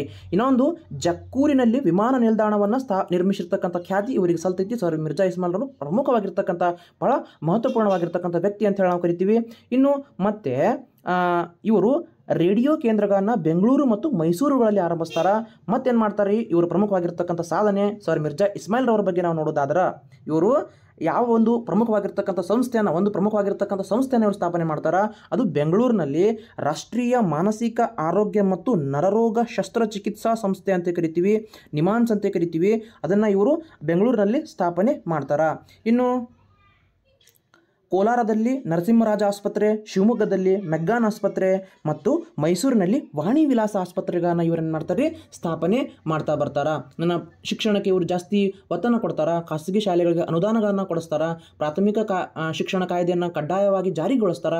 ಇಂಥವೆಲ್ಲ ಅಭಿವೃದ್ಧಿ ಪರ ಕಾರ್ಯವನ್ನು ಏನು ಮಾಡ್ತಾರೆ ಸರ್ ಮಿರ್ಜಾ ಇಸ್ಮಾಯಿಲ್ ರವರು ಕೈಗೊಳ್ತಾರೆ ಅಂತಕ್ಕಂಥದ್ದು. ಆಮೇಲೆ ಬೃಂದಾವನ KRSನಲ್ಲಿ ಬೃಂದಾವನ ಉದ್ಯಾನವನವನ್ನು ಸದಾ ಇವರೇ ನಿರ್ಮಿಸ್ಯಾರ. ಇದನ್ನು ಸತ್ಯಕ್ಕೆ ಕಾಂಪಿಟೇಟಿವ್ ಎಕ್ಸಾಮ್ದಾಗ ಪ್ರಶ್ನೆಯನ್ನು ಕೇಳಿದ್ದಾನೆ. ಸುಮ್ಮನೆ ನೆನಪಿರ್ತಕ್ಕಂಥ ಒಂದಿಷ್ಟು ಪಾಯಿಂಟ್ ಮಾಡ್ಕೊಂಡಿದ್ದೆ, ಅದನ್ನು ನಿಮ್ಮ ಜೊತೆ ಹಂಚ್ಕೊಂಡೆ ಅಷ್ಟೇ.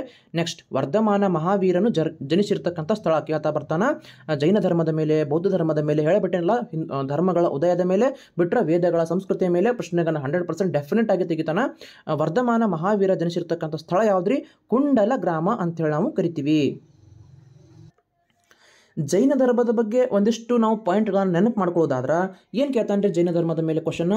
ಜೈನ ಧರ್ಮದಲ್ಲಿ ತೀರ್ಥಂಕರಗಳ ಬಗ್ಗೆ ಕ್ವಶನ್ ಕೇಳ್ತಾನ. ಜೈನ ಧರ್ಮದ ಪ್ರಥಮ ತೀರ್ಥಂಕರ ಯಾರು?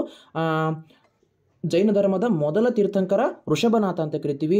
ಇವರು ಜೈನ ಧರ್ಮವನ್ನು ಸ್ಥಾಪನೆ ಮಾಡ್ತಾರ, ಕೇಳ್ತಾ ಬರ್ತಾನ. ನಂತರ 23ನೇ ತೀರ್ಥಂಕರ ಯಾರೇ? ಪಾರ್ಶ್ವನಾಥ. 24ನೇ ತೀರ್ಥಂಕ ಮಹಾವೀರ. ಇವರ ಒಂದು ಚಿಹ್ನೆ ಅಂತ ಕೇಳ್ತಾ ಬರ್ತಾನ. ಚಿಹ್ನೆಗೆ ನಾವು ಬಂದ್ವಿ ಅಂತಂದ್ರೆ ಸ್ವಸ್ತಿಕ್ ಇವರ ಚಿಹ್ನೆ ಆಗ್ತೈತ್ರಿ. ವರ್ಧಮಾನ ಮಹಾವೀರನ ಬಗ್ಗೆ ಪ್ರಶ್ನೆಗಳನ್ನ ತೆಗಿತಾ ಬಂದ್ರೆ ಮತ್ತೆ ಏನು ತೆಗಿಬಹುದು ವರ್ಧಮಾನ ಮಹಾವೀರನ ಬಗ್ಗೆ ಕ್ವಶನ್ ಅಂತಂದ್ರೆ 599 ಅಂದ್ರೆ ಸಾಮಾನ್ಯ ಶಕ 599ರಿಂದ 527ರವರೆಗೆ ಇವರ ಕಾಲಾವಧಿ ಅಂತೇಳಿ ನಾವು ಗುರುತಿಸ್ತೀವಿ. ವರ್ಧಮಾನ ಮಹಾವೀರ ವೈಶಾಲಿ ಸಮೀಪದ ಕುಂದ ಗ್ರಾಮದಲ್ಲಿ ಜನಿಸ್ತಾರ. ಸಾಮಾನ್ಯ ಶಕ 599ರಲ್ಲಿ 599 ಬಹಳ ಮುಖ್ಯ. ಇಸ್ವಿಯನ್ನು ತುಂಬ ಸಲ ಕಾಂಪಿಟೇಟಿವ್ ಎಕ್ಸಾಮ್ದಾಗ ಕ್ವಶನ್ ಕೇಳೋಣ. ಇನ್ನು ತಂದೆ ರಾಜ ಸಿದ್ಧಾರ್ಥ, ತಾಯಿ ರಾಣಿ ತ್ರಿಶಲಾದೇವಿ ಅಂತೇಳಿ ಕರಿತಾ ಬರ್ತೀವಿ. ತನ್ನ 18ನೇ ವಯಸ್ಸಿನಲ್ಲಿಯೇ ರಾಜಕುಮಾರಿ ಯಶೋದಳನ್ನು ವಿವಾಹವಾಗ್ತಾರೆ. ಬಹಳ ಮುಖ್ಯ. ಇವರ ರಾಣಿ ಯಾರು? ಯಶೋದ ಬಹಳ ಪ್ರಮುಖ. ಯಾಕಂದ್ರೆ ಕೆಲವೊಂದು ಕಾಂಪಿಟೇಟಿವ್ ಎಕ್ಸಾಮ್ದಾಗ ಹೆಂಡತಿಯ ಮೇಲೇನು ಕ್ವಶನ್ ಅನ್ನು ಕೇಳಿದ್ದಾನೆ. ಅವರಿಗೆ ಅನೋಜ ಅಥವಾ ಪ್ರಿಯದರ್ಶಿನಿ ಎಂಬ ಮಗಳಿದ್ದಳು ಅಂತಕ್ಕಂಥದ್ದು ಇಲ್ಲಿ ನಮಗೆ ತಿಳಿದು ಬರ್ತದ. ಇನ್ನು 13 ವರ್ಷಗಳ ಕಾಲ ಇವ್ರು ಏನು ಮಾಡ್ತಾರ? ಸಂಸಾರಿಕ ಜೀವನವನ್ನು ಬಿಟ್ಟು 13 ವರ್ಷಗಳ ಕಾಲ ಸ್ವದೇಹ ದಂಡನೆ ಅಂದ್ರೆ ಸ್ವಂತ ದೇಹಕ್ಕೆ ಆಳವಾಗಿರ್ತಕ್ಕಂಥ ದಂಡನೆ, ಧ್ಯಾನ ಇವೆಲ್ಲವನ್ನ ಮಾಡ್ತಾ ಏನು ಮಾಡ್ತಾರೆ? ವೈಶಾಖದ 10ನೇ ದಿನ, ಪ್ರಮುಖವಾಗಿರ್ತಕ್ಕಂಥ ಸೆಂಟೆನ್ಸ್ ನೆನ್ಪಿಟ್ಕೋರಿ. ವೈಶಾಖದ 10ನೇ ದಿನ ಬಿಹಾರದ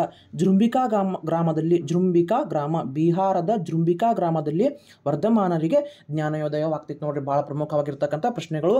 ಇನ್ನು ಈ ಒಂದು ಜ್ಞಾನೋದಯವಾದಾಗ ಇದನ್ನು ಕೈವಲ್ಯ ಎಂಬ ಅತ್ಯುನ್ನತ ಆಧ್ಯಾತ್ಮಿಕ ಜ್ಞಾನವನ್ನು ಅವರು ಪಡ್ಕೋತಾರ. ಇದನ್ನು ಕೆವೆಲಿನ್ ಅಂತಂದ್ರೆ ಸರ್ವಜ್ಞ ಅಂತೇಳಿ ಕರೀತಾರ. ಇನ್ನೊಂದು ಹೆಸರಿನೊಂದಿಗೆ ಇವ್ರನ್ನ ಕರೀತಾರ ಜಿನ ಅಂತ ಕರಿತೀವಿ. ಜಿನ ಅಂತಂದ್ರೆ ಇಂದ್ರಿಯಗಳನ್ನು ನಿಗ್ರಹಿಸಿದವನು ಎಂತಕ್ಕಂಥ ಅರ್ಥವನ್ನು ನಮಗೆ ಕಂಡು ಬರ್ತದ. ಹೀಗೆ ಏನು ಮಾಡ್ತಾರೆ ಇವರು 30 ವರ್ಷಗಳ ಕಾಲ ತಮ್ಮ ಒಂದು ಜ್ಞಾನೋದಯ ಆಗಿಂದ 30 ವರ್ಷಗಳ ಕಾಲ ಕೊಸಲ, ಮಗಧ, ವಿದೇಹ ಅಂಗಗಳಲ್ಲಿ ಜೈನ ಧರ್ಮದ ತತ್ವಗಳನ್ನು ಬೋಧಿಸ್ತಾರ. ಇಂಥವೆಲ್ಲ ಕೆಲಸಗಳನ್ನು, ಒಳ್ಳೆಯ ಕೆಲಸಗಳನ್ನು ಮಾಡಿ ಸಮಾಜದಲ್ಲಿ ಸುಧಾರಣೆ ತರ್ತಕ್ಕಂಥ ಕೆಲಸವನ್ನು ಮಾಡಿ ತನ್ನ 72ನೇ ವಯಸ್ಸಿನಲ್ಲಿ ದಕ್ಷಿಣ ಬಿಹಾರದ ರಾಜಗೃಹ ಸಮೀಪದ ಪಾವಾ ಎಂಬಲ್ಲಿ, ನೆನಪಿಟ್ಟುಕೋರಿ, ಇನ್ನೊಂದ್ಸಲ ರಿಪೀಟ್ ಮಾಡ್ತೀನಿ. ದಕ್ಷಿಣ ಬಿಹಾರದ ರಾಜಗೃಹ ಸಮೀಪದ ಪಾವಾ ಎಂಬಲ್ಲಿ ಸಾಮಾನ್ಯ ಶಕ ಪೂರ್ವ 527ರಲ್ಲಿ ಇವರು ನಿರ್ವಹಣವನ್ನು ಹೊಂತಾರ ಎಂತಕ್ಕಂಥ ಮಾಹಿತಿ. ಸುಮ್ಮನೆ ಚಿಕ್ಕದಾಗಿರ್ತಕ್ಕಂಥ ಮಾಹಿತಿ ಇತ್ತು, ಅದನ್ನು ನಿಮ್ಮ ಜೊತೆಗೆ ಹಂಚಿಕೊಂಡೆ. ಇವರು ಪ್ರಮುಖವಾಗಿರ್ತಕ್ಕಂಥ ಬೋಧನೆಗಳ ಬಗ್ಗೆ ಕ್ವಶನ್ಗಳನ್ನ ಕೇಳ್ತಾ ಬರ್ತಾನ. ಯಾವ್ಯಾವ್ರಿ ಅಂತಂದ್ರೆ ಸತ್ಯ, ಅಹಿಂಸೆ, ಅಸ್ತೇಯ, ಅಪರಿಗ್ರಹ, ಬ್ರಹ್ಮಚರ್ಯ. ಇದೇ ಕ್ವಶನ್ 2014 ರಿಪೀಟ್ ಆಗಿದ್ರಿ. ಯಾಕಂತಂದ್ರೆ ಸತ್ಯ, ಅಹಿಂಸೆ, ಅಸ್ತೇಯ, ಅಪರಿಗ್ರಹ ಮತ್ತು ಬ್ರಹ್ಮಚರ್ಯ ಇವುಗಳ ಅರ್ಥವನ್ನು ಹೊಂದಿಸಿ ಬರೀರಿ ಅಂತ ಕ್ವಶನ್ ಕೇಳಿದ್ದ. ಹೌದಾ? ಇನ್ನು ಸತ್ಯ, ಅಹಿಂಸೆ ಅಂತಂದ್ರೆ ನಮಗೆ ಗೊತ್ತಿರ್ತದೆ. ಅಸ್ತೇಯ ಅಂತಂದ್ರೆ ಕಳ್ಳತನ ಮಾಡದಿರುವುದು, ಅಪರಿಗ್ರಹ ಅಂತಂದ್ರೆ ಅವಶ್ಯಕತೆಗಳಿಗಿಂತ ಹೆಚ್ಚಿನ ಸಂಪತ್ತನ್ನು ಹೊಂದದಿರುವುದು, ಬ್ರಹ್ಮಚರ್ಯ ಅಂತಂದ್ರೆ ಪ್ರಾವಿತ್ಯತೆ ಅಂತ ಹೇಳಿ ನಾವು ಕರ್ತಾ ಬರಿತೀವಿ. ಇನ್ನು ತ್ರಿರತ್ನಗಳನ್ನು ವರ್ಧಮಾನ ಮಹಾವೀರರು ಬೋಧಿಸ್ತಾರ. ಸಮ್ಯಕ್ ಜ್ಞಾನ, ಸಮ್ಯಕ್ ನಂಬಿಕೆ ಮತ್ತು ಸಮ್ಯಕ್ ನಡತೆ ಅಂತಕ್ಕಂಥದ್ದನ್ನು ಇವರು ಬೋಧನೆ ಮಾಡ್ತಾ ಬರ್ತಾರ. ಇಷ್ಟು ಜೈನ ಧರ್ಮದ ಬಗ್ಗೆ ಸಂಕ್ಷಿಪ್ತವಾಗಿರ್ತಕ್ಕಂಥ ಮಾಹಿತಿ. ಕ್ವಶನ್ ಕೇಳೋಣ ಅಂತೇಳಿ ಅದನ್ನು ನಿಮ್ಮ ಜೊತೆಗೆ ಚರ್ಚೆ ಮಾಡಿದ್ನಷ್ಟೇ. ಓಕೆ, ನೆಕ್ಸ್ಟ್ ಕ್ವಶನ್ ನೋಡೋಣ. ಇದು ಬಹಳ ಮುಖ್ಯ. ವಾತಾಪಿ ಕೊಂಡ ಅಂತಕ್ಕಂಥ ಬಿರುದು ಹೊಂದಿರತಕ್ಕಂಥ ದೊರೆ ಯಾರಿ? ಪ್ರಥಮ ನರಸಿಂಹವರ್ಮ ಅಥವಾ ಮೊದಲ ನರಸಿಂಹವರ್ಮ ಅಂತ ಕರಿತೀವಿ. ಯಾಕಂದ್ರೆ ಬಾದಾಮಿ ಚಾಲುಕ್ಯರ ರಾಜಧಾನಿ ಆಗಿರ್ತಕ್ಕಂಥ ಬಾದಾಮಿ, ಅದನ್ನು ವಾತಾಪಿ ಅಂತಲೂ ಕರಿತಿದ್ವಿ. ಅದನ್ನು ವಶಪಡಿಸಿಕೊಂಡಿರ್ತಕ್ಕಂಥ ದೊರೆ ಯಾರಿ ಅಂತಂದ್ರೆ ಪ್ರಥಮ ನರಸಿಂಹವರ್ಮ. ಇವರು ಆ ಒಂದು ಬಾದಾಮಿಯನ್ನು ವಶಪಡಿಸಿಕೊಂಡಿದ್ದ ಕಾರಣದಿಂದಾಗಿ ಅವ್ರನ್ನ ವಾತಾಪಿ ಕೊಂಡ ಅಂತೇಳಿ ನಾವು ಕರಿತಾ ಬರ್ತೀವಿ. ಸರಿ. ಅಲ್ಲಾವುದ್ದೀನ್ ಖಿಲ್ಜಿಯ ಪ್ರಮುಖ ದಂಡನಾಯಕ ಮಲಿಕ್ ಕಾಫರ್ ಅಂತ ಕರಿತಾ ಬರ್ತೀವಿ ರೀ. ಅಲ್ಲಾವುದ್ದೀನ್ ಖಿಲ್ಜಿಯ ಬಗ್ಗೆ ಸುಮಾರು ಸಲ ಕ್ವಶನ್ ಕೇಳೋಣ, ನೆನ್ಪಿಟ್ಟುಕೋರಿ. ದಿಲ್ಲಿ ಸುಲ್ತಾನರಲ್ಲಿ ಪ್ರಮುಖವಾಗಿರ್ತಕ್ಕಂಥ ರಾಜ ಮನೆತನ ಖಿಲ್ಜಿ ಮನೆತನ ಅಂತ ಕರಿತೀವಿ. ಬಹಳ, ಯಾಕಂದ್ರೆ ಅಲ್ಲಾವುದ್ದೀನ್ ಖಿಲ್ಜಿಯಲ್ಲಿ ಕ್ರೈಟೀರಿಯಾ ಬಹಳ ಮುಖ್ಯ ಆಗ್ತಿತ್ತು ನಮಗೆ. ಅಲ್ಲಾವುದ್ದೀನ್ ಖಿಲ್ಜಿಗೆ ಬಂದ್ರ ಅಲಿ ಗುರ್ಷ್ ಅಂತಕ್ಕಂಥದ್ದು ಅಲ್ಲಾವುದ್ದೀನ್ ಖಿಲ್ಜಿಯ ಮೊದಲ ಹೆಸರು. ಇದೂ ಸದ್ಯ ಕಾಂಪಿಟೇಟಿವ್ ಎಕ್ಸಾಮ್ದ ಕ್ವಶನ್ ಆಗ್ಯದ, ಹೌದಲ್ಲ. ಈ ಒಂದು ಈತನ ದಂಡಯಾತ್ರೆಗಳ ಬಗ್ಗೆ ಕೆಲವೊಂದಿಷ್ಟು ಎಕ್ಸಾಮ್ದಲ್ಲಿ ಕ್ವಶನ್ ಕೇಳ್ರಿ ಸರ. ದಂಡಯಾತ್ರೆಗಳ ಬಗ್ಗೆ ಅಂದ್ರೆ ಸೀಕ್ವೆನ್ಸ್ ಆಗಿ ಕೆಲವೊಂದಿಷ್ಟು ಕಾಲಾನುಕ್ರಮಣಿಕೆಯಲ್ಲಿ ಕ್ವಶನನ್ನು ಕೇಳ್ತಾ ಬರ್ತಾನ. ಅದ್ರ ಮ್ಯಾಗ ಈತ ಮಾಡಿರ್ತಕ್ಕಂಥ ದಂಡಯಾತ್ರೆಗಳನ್ನು ಉತ್ತರ ಭಾರತದ ದಂಡಯಾತ್ರೆಗಳು ಮತ್ತು ದಕ್ಷಿಣ ಭಾರತದ ದಂಡಯಾತ್ರೆಗಳಂತ ವಿಭಾಗ ಮಾಡ್ತೀವಿ. ಫಸ್ಟಿಗೆ ಬರುವುದು ಗುಜರಾತ್ ಆಕ್ರಮಣ 1297 ಆಗ್ತೈತಿ. ಜಸ್ಟ್ ದಂಡಯಾತ್ರೆಗಳು, ನಾನು ವಿವರಣೆ ಕೊಡಂಗಿಲ್ಲ, ಏನಿಲ್ಲ, ಜಸ್ಟ್ ನಿಮಗೆ ಏನಾಗ್ತೈತಿ ಅದು ಕಲ್ಪನೆ ಇದ್ರೆ ಸಾಕು. ಗುಜರಾತ್ ಮೇಲೆ ಆಕ್ರಮಣ ಮಾಡ್ತಾನೆ 1297ರಲ್ಲಿ, ರಣಥಂಬೋರ್ ಮೇಲೆ ಆಕ್ರಮಣ ಮಾಡ್ತಾನೆ 1301ರಲ್ಲಿ, ಮೇವಾರದ ಮೇಲೆ ಅಥವಾ ಚಿತ್ತೂರಿನ ಮೇಲೆ ಆಕ್ರಮಣ ಮಾಡ್ತಾನೆ 1303ರಲ್ಲಿ. ನಂತರ ಮಂಗೋಲಿಯನರ ದಾಳಿಗಳನ್ನ ಈತ ತಡೆಗಟ್ತಾನ. ಆಮೇಲೆ ದಕ್ಷಿಣ ಭಾರತಕ್ಕೆ ಬಂದ್ವಿ ಅಂತಂದ್ರೆ ದೇವಗಿರಿಯ ಮೇಲೆ ದಾಳಿಯನ್ನು ಮಾಡ್ತಾನೆ 1307ರಲ್ಲಿ, ವಾರಂಗಲಿನ ಮೇಲೆ ದಂಡಯಾತ್ರೆಯನ್ನು ಮಾಡ್ತಾನೆ 1309ರಲ್ಲಿ, ದೋರ ಸಮುದ್ರ ಅಥವಾ ದ್ವಾರ ಸಮುದ್ರದ ಮೇಲೆ ದಾಳಿಯನ್ನು ಮಾಡ್ತಾನೆ 1310ರಲ್ಲಿ, ಮದುರೈ ಮೇಲೆ ಆಕ್ರಮಣ ಮಾಡ್ತಾನೆ 1311ರಲ್ಲಿ, ಸಾಮಾನ್ಯ ಶಕ 1311ರಲ್ಲಿ. ಆಮೇಲೆ ದೇವಗಿರಿ ಮೇಲೆ ಲಾಸ್ಟಿಗೆ ಇನ್ನೊಮ್ಮೆ 2 ಸಲ ದೇವಗಿರಿ ಮೇಲೆ ಆಕ್ರಮಣ ಮಾಡ್ತಾನೆ 1312ರಲ್ಲಿ. ಈ ಒಂದು ದಂಡಯಾತ್ರೆಗಳ ಸೀಕ್ವೆನ್ಸ್ ನಮಗೆ ನೆನಪಿತ್ತಂದ್ರೆ ಕಾಲಾನುಕ್ರಮಣಕ್ಕೆ ಕೇಳಿದಾಗ ಏನಾಗ್ತೈತ್ರಿ, ಈಸಿ ಆಗ್ತೈತಿ. ಮತ್ತೆ ಈತನ ಆಡಳಿತ ಸುಧಾರಣೆಗಳ ಬಗ್ಗೆ ಕ್ವಶನ್ ಅನ್ನ ಕೇಳ್ತಾ ಬರ್ತಾನ. ಯಾಕಂತಂದ್ರೆ ಆತ ಮಾಡಿರ್ತಕ್ಕಂಥ ಮಾರುಕಟ್ಟೆ ಸುಧಾರಣೆಯಲ್ಲಿ ಪ್ರಮುಖವಾಗಿ ಪರಿಣಮಿಸ್ತದ. ಮಾರುಕಟ್ಟೆ ಸುಧಾರಣೆ ಮೇಲೆ ತುಂಬಾ ಸಲ ಕಾಂಪಿಟೇಟಿವ್ ಎಕ್ಸಾಮ್ದಾಗ ಕ್ವಶನ್ ಅನ್ನ ಕೇಳಿದ್ದಾನೆ, ಹೌದಾ. ಇವನು ಸಿಕಂದರ್ ಅಂತಕ್ಕಂಥ ಬಿರುದನ್ನು ಸತ್ಯಕ್ಕೆ ಹೊಂದಿದ್ದ. ಸಿಕಂದರ್ ಅಂತಕ್ಕಂಥ ಬಿರುದನ್ನು ಹೊಂದಿರತಕ್ಕಂಥ ದೊರೆ ಯಾರು? ಅಲ್ಲಾವುದ್ದೀನ್ ಖಿಲ್ಜಿ ಅಂತ ಹೇಳಿ ನಾವು ಕರಿತಾ ಬರ್ತೀವಿ. ಮಾರುಕಟ್ಟೆ ಸುಧಾರಣೆ ಏನ್ರಿ ಅಂತಂದ್ರೆ ಅಲ್ಲಿ ಮಾರುಕಟ್ಟೆಯಲ್ಲಿ ಏನು ಮಾಡ್ತಾನ್ರಿ ಅವ, ದೈನಂದಿನ ಉಪಯೋಗ ಅಂದ್ರೆ ದಿನನಿತ್ಯ ಜನರು ಉಪಯೋಗಿಸ್ತಕ್ಕಂಥ ಎಲ್ಲ ವಸ್ತುಗಳ ದರಗಳನ್ನು ನಿಗದಿಗೊಳಿಸ್ತಾನ. ಮಾರುಕಟ್ಟೆಯ ನಿಯಂತ್ರಣ ಪ್ರತ್ಯೇಕ ಇಲಾಖೆ ಮತ್ತು ವಿಶೇಷ ಅಧಿಕಾರಿಗಳ ನೇಮಿಸಿ ರಾಜಧಾನಿಯಲ್ಲಿ ಅಲ್ಲಿ ಏನು ಮಾಡ್ತಾನ್ರಿ, ನೇಮಕಗೊಳಿಸ್ತಾನ. ಇಂತಂದ್ರೆ ಎಲ್ಲ ಒಂದು ಬೆಲೆಗಳ ಒಂದು ಏನು ಮಾಡ್ತಾನ್ರಿ, ಬಡವರು ಮತ್ತು ಶ್ರೀಮಂತರಿಗೆ ಆ ಒಂದು ಬೆಲೆಗಳ ನಿರ್ಧಾರ ಮಾಡುವಲ್ಲಿ ಪ್ರಮುಖವಾಗಿರ್ತಕ್ಕಂಥ ಪಾತ್ರವನ್ನು ಇಲ್ಲಿ ಆ ಒಂದು ಮಾರುಕಟ್ಟೆ ಸುಧಾರಣೆಯನ್ನು ಕೈಗೊಳ್ತಾನಲ್ಲ, ಆ ಒಂದು ಕಾರಣಕ್ಕಾಗಿ ಕಾಂಪಿಟೇಟಿವ್ ಎಕ್ಸಾಮ್ದಾಗ ಜಾಸ್ತಿ ಕ್ವಶನ್ ಅನ್ನ ಕೇಳ್ತಾ ಬರ್ತಾನೆ. ಎಷ್ಟು ನಮ್ಮ ಅಲ್ಲಾವುದ್ದೀನ್ ಖಿಲ್ಜಿಯ ಬಗ್ಗೆ ನೋಡೋದಾದ್ರೆ ಇನ್ನು ನೆಕ್ಸ್ಟ್ ಕ್ವಶನ್ ನೋಡೋಣ. ಜಗತ್ತು ಮಾಯೆ, ಬ್ರಹ್ಮ ಮಾತ್ರ ಸತ್ಯ. ಇದು ಅಂತೂ ಫಿಕ್ಸ್ ಆಗಿರ್ತಕ್ಕಂಥ ಕ್ವಶನ್. ಬೇಕಾದಂಥ ನೋಡ್ರಿ, ಒಂದು ಸಲ ನೀವು TET ಕ್ವಶನ್ ಪೇಪರ್ಗಳನ್ನ ಅಷ್ಟು ಬಿಡಿಸಿದ್ರಿ ಅಂತಂದ್ರೆ ಬೇರೆ ಬೇರೆ ಕಾಂಪಿಟೇಟಿವ್ ಎಕ್ಸಾಮ್ದಲ್ಲಿ GK ಪೋರ್ಷನ್ ನಿಮ್ಮದು ಭಾರಿ ಸ್ಟ್ರಾಂಗ್ ಆಗ್ತದೆ. ಇದಂತೂ ಕನ್ಫರ್ಮ್. ಯಾಕಂತಂದ್ರೆ ನಮ್ಮದು ಸಾಂಪ್ರದಾಯಿಕ GK ಬಂದ್ವಿ ಅಂತಂದ್ರೆ ಇತಿಹಾಸದ ಮೇಲೆ ಕ್ವಶನನ್ನು ಕೇಳಲೇಬೇಕು, ಭಾರತದ ಮೇಲೆ ಕ್ವಶನನ್ನು ಕೇಳಬೇಕು, ಜಿಯೋಗ್ರಫಿ ಮೇಲೆ ಕ್ವಶನನ್ನು ಕೇಳಬೇಕು, ಹೌದಲ್ಲ. ನಮ್ಮ ಎಲ್ಲ ಸಬ್ಜೆಕ್ಟ್ಗಳು TET ಕ್ವಶನ್ ಪೇಪರ್ನಲ್ಲಿನೇ ಅಳವಡಿಸ್ಕೊಂಡಿರ್ತಾವೆ. ಅದಕ್ಕೆ ಜಾಸ್ತಿ ಯಾಕೆ ಇಂಪಾರ್ಟೆಂಟ್ ಅಂತಂದ್ರೆ ಡಿಗ್ರಿ ಲೆವೆಲ್ ಕ್ವಶನ್ ಪೇಪರ್ ಇರೋದ್ರಿಂದ, ಹೌದಾ. ಡಿಗ್ರಿ ಲೆವೆಲ್ ಕ್ವಶನ್ ಪೇಪರ್ ಇರೋದ್ರಿಂದ ನಿಮಗೆ ಬೇರೆ ಬೇರೆ ಕಾಂಪಿಟೇಟಿವ್ ಎಕ್ಸಾಮ್ಗಳು ಏನಾಗ್ತೈತ್ರಿ, ಇದು ಅಷ್ಟೇ ಪರಿಣಾಮಕಾರಿಯಾಗಿ ಹೆಲ್ಪ್ಫುಲ್ ಆಗ್ತದ. ಜಗತ್ತು ಮಾಯೆ, ಬ್ರಹ್ಮ ಮಾತ್ರ ಸತ್ಯ ಅಂತಕ್ಕಂಥ ಹೇಳಿಕೆಯನ್ನು ಕೊಟ್ಟವ್ರು ಯಾರಿ? ನಮ್ಮ ಶಂಕರಾಚಾರ್ಯರು. ಹೇಳಬಿಟ್ಟಿನಿ ಶಂಕರಾಚಾರ್ಯರ ಮೇಲೆ. ನೋಡ್ರಿ, ಒಂದು ತಲೆಗೆಟ್ಟುಕೋರಿ.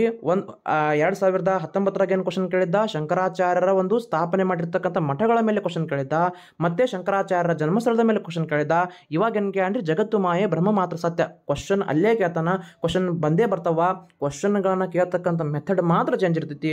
ಯಾಕ್ರಿ, ಒಮ್ಮೆ ಶಂಕರಾಚಾರ್ಯರ ಬಗ್ಗೆ ನಾವು ಸಂಕ್ಷಿಪ್ತವಾಗಿರ್ತಕ್ಕಂಥ ಮಾಹಿತಿಯನ್ನು ತೆಗೆದುಕೊಂಡು ಬಿಟ್ರೆ ಶಂಕರಾಚಾರ್ಯರ ಮೇಲೆ ಏನೆಲ್ಲ ಕ್ವಶನ್ ಕೇಳಿದ್ರು ನಾವು ಅದಕ್ಕೆ ಆನ್ಸರ್ ಮಾಡ್ಬೋದಲ್ಲ.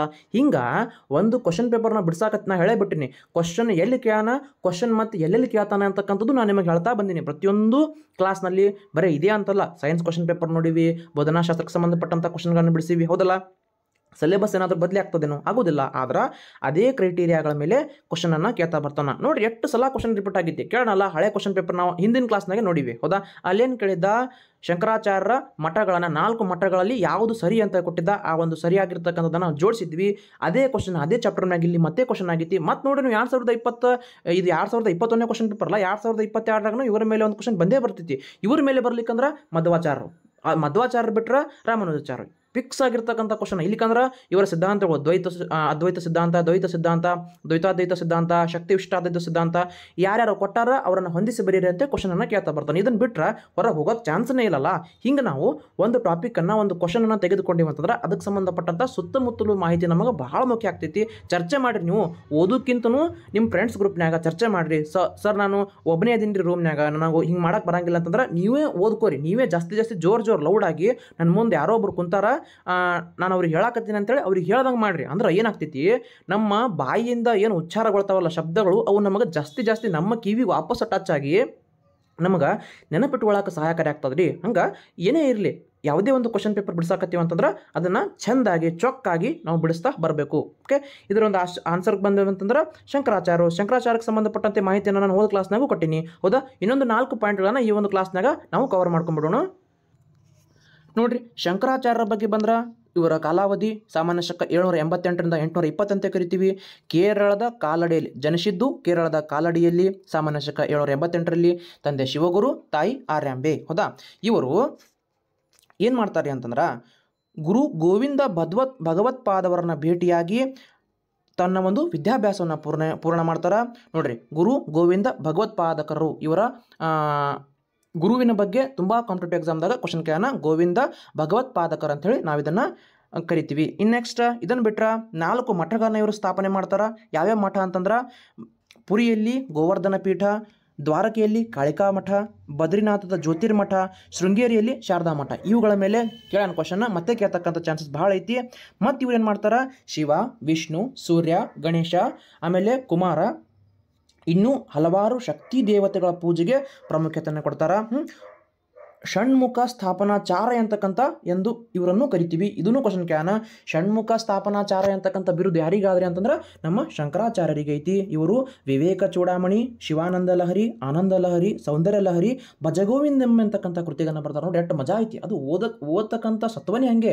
ಯಾರು ಈ ಒಂದು ಆಧುನಿಕ ಕಾಲದಲ್ಲಿ ಪುಸ್ತಕಗಳೊಂದಿಗೆ ನಂಟನ್ನು ಜಾಸ್ತಿ ಬೆಳೆಸ್ಕೋತಾರಲ್ಲ ಅವರಿಗೆ ಅದೇ ಸ್ವರ್ಗ. ಯಾಕಂತಂದ್ರೆ ಎಷ್ಟು ವಿಚಿತ್ರ ಅದಲ್ಲ ಸದ್ಯಕ್ಕೆ ಜಗತ್ತು. ಏನೇನೋ ಟೆಕ್ನಾಲಜಿ ಬರಾಕತ್ತೈತಿ, ಏನೇನೇನೋ ದುಶ್ಚಟಗಳಿಗೆ ಮನುಷ್ಯ ಬಲಿ ಆಗತ್ತಾನ. ಅದಕ್ಕೆ ನಾವು ಜಾಸ್ತಿ ಪುಸ್ತಕಗಳೊಂದಿಗೆ ಸಂಘವನ್ನು ಮಾಡಿ ಸತ್ವ ಚಿಂತನೆಯಲ್ಲಿ, ಹೌದಾ, ಒಂದು ಒಳ್ಳೆಯದಾಗಿರ್ತಕ್ಕಂಥ ಸಮಾಜದ ಚಿಂತನೆಯಲ್ಲಿ ನಾವು ಸಾಗಬೇಕಂತಂದ್ರೆ ನಿಮಗೆ ಒಳ್ಳೆಯ ಅವಕಾಶ ಐತಿ. ನಾಳೆ ನೀವು ಟೀಚರ್ ಆಗ್ತೀರಿ, ಸಮಾಜವನ್ನು ಸುಧಾರಣೆ ಮಾಡ್ತೀರಿ.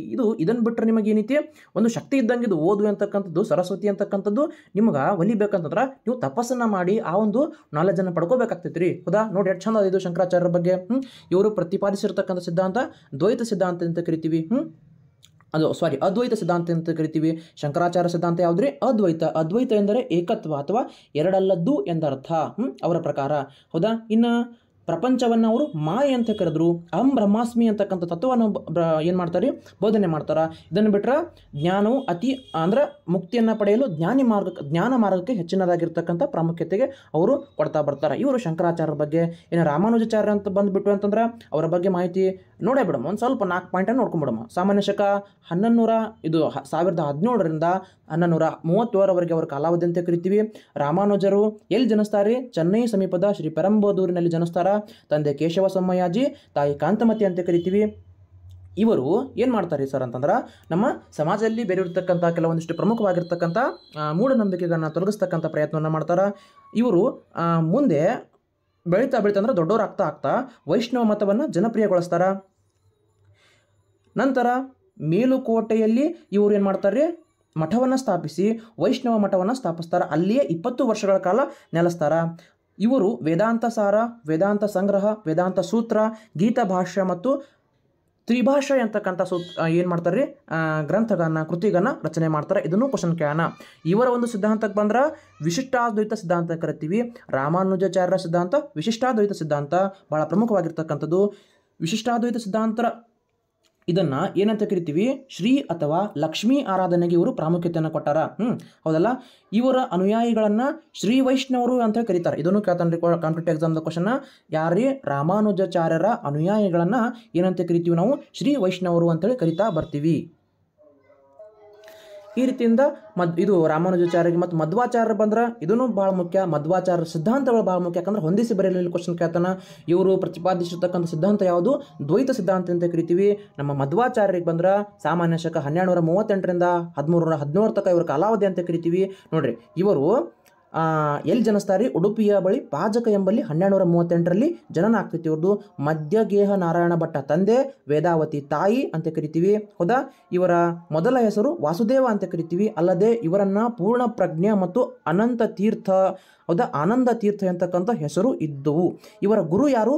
ಅಚ್ಯುತ ಪ್ರೇಕ್ಷಕರು. ಹೀಗೆ ಏನು ಮಾಡ್ತಾನ್ರಿ, ನಮ್ಮ ಮಧ್ವಾಚಾರ್ಯರ ಮೇಲೆ ಪ್ರಶ್ನೆಗಳನ್ನ ಕೇಳ್ತಾ ಬರ್ತಾನ. ಹೌದಾ, ಇವರು ಉತ್ತರ ಭಾರತದ ವ್ಯಾಪಕ ಅಂದ್ರೆ ಇವರು ಏನು ಮಾಡ್ತಾರೆ, ತಮ್ಮ ಒಂದು ಸಿದ್ಧಾಂತವನ್ನು ಮಂಡನೆ ಮಾಡಿ ಉತ್ತರ ಭಾರತದ ವ್ಯಾಪಕವಾದಂಥ ಪ್ರವಾಸವನ್ನು ಕೈಗೊಂಡು ಕಾಶಿ, ಬದರಿ, ಕೇದಾರ, ಹರಿದ್ವಾರ, ಗಯಾ ಮುಂತಾದ ಸ್ಥಳಗಳಿಗೆ ಭೇಟಿ ಕೊಡ್ತಾರ. ಅಲ್ಲಿ ಹಿಂದಿರುವಾಗ ಅಲ್ಲಿರ್ತಕ್ಕಂಥ ಕೃಷ್ಣನ ಮಠವನ್ನು ತಂದು ಕೃಷ್ಣ ಮತ್ತು ಬಲರಾಮನ ಮೂರ್ತಿಗಳನ್ನು ತಂದು ಉಡುಪಿಯಲ್ಲಿ ಕೃಷ್ಣ ಹಾಗೂ ಮಲ್ಪೆಯಲ್ಲಿ ಬಲರಾಮನ ಮೂರ್ತಿಯನ್ನು ಪ್ರತಿಷ್ಠಾಪನೆ ಮಾಡ್ತಾರೆ. ಇದು ಕ್ವಶನ್ ಕೇಳೋಣ. ಎಲ್ಲೆಲ್ಲಿ ಅವರು ಕೃಷ್ಣ ಮತ್ತು ಬಲರಾಮನ ಮೂರ್ತಿಗಳನ್ನು ಸ್ಥಾಪನೆ ಮಾಡ್ತಾರೆ ಅಂತಂದ್ರೆ ಉಡುಪಿಯಲ್ಲಿ ಕೃಷ್ಣನ ಮೂರ್ತಿಯನ್ನು, ಮಲ್ಪೆಯಲ್ಲಿ ಬಲರಾಮನ ಮೂರ್ತಿಯನ್ನು ಪ್ರತಿಷ್ಠಾಪನೆ ಮಾಡ್ತಾರೆ. ಇನ್ನು ಅವರು ಅಷ್ಟಮಠಗಳನ್ನು, ಇದು ಭಾಳ ಮುಖ್ಯ, ಒಂದು ಸ್ವಲ್ಪ ಕೇಳಿಬಿಡ್ರಿ, ಅಷ್ಟಮಠಗಳನ್ನು ಸ್ಥಾಪನೆ ಮಾಡ್ತಾರೆ.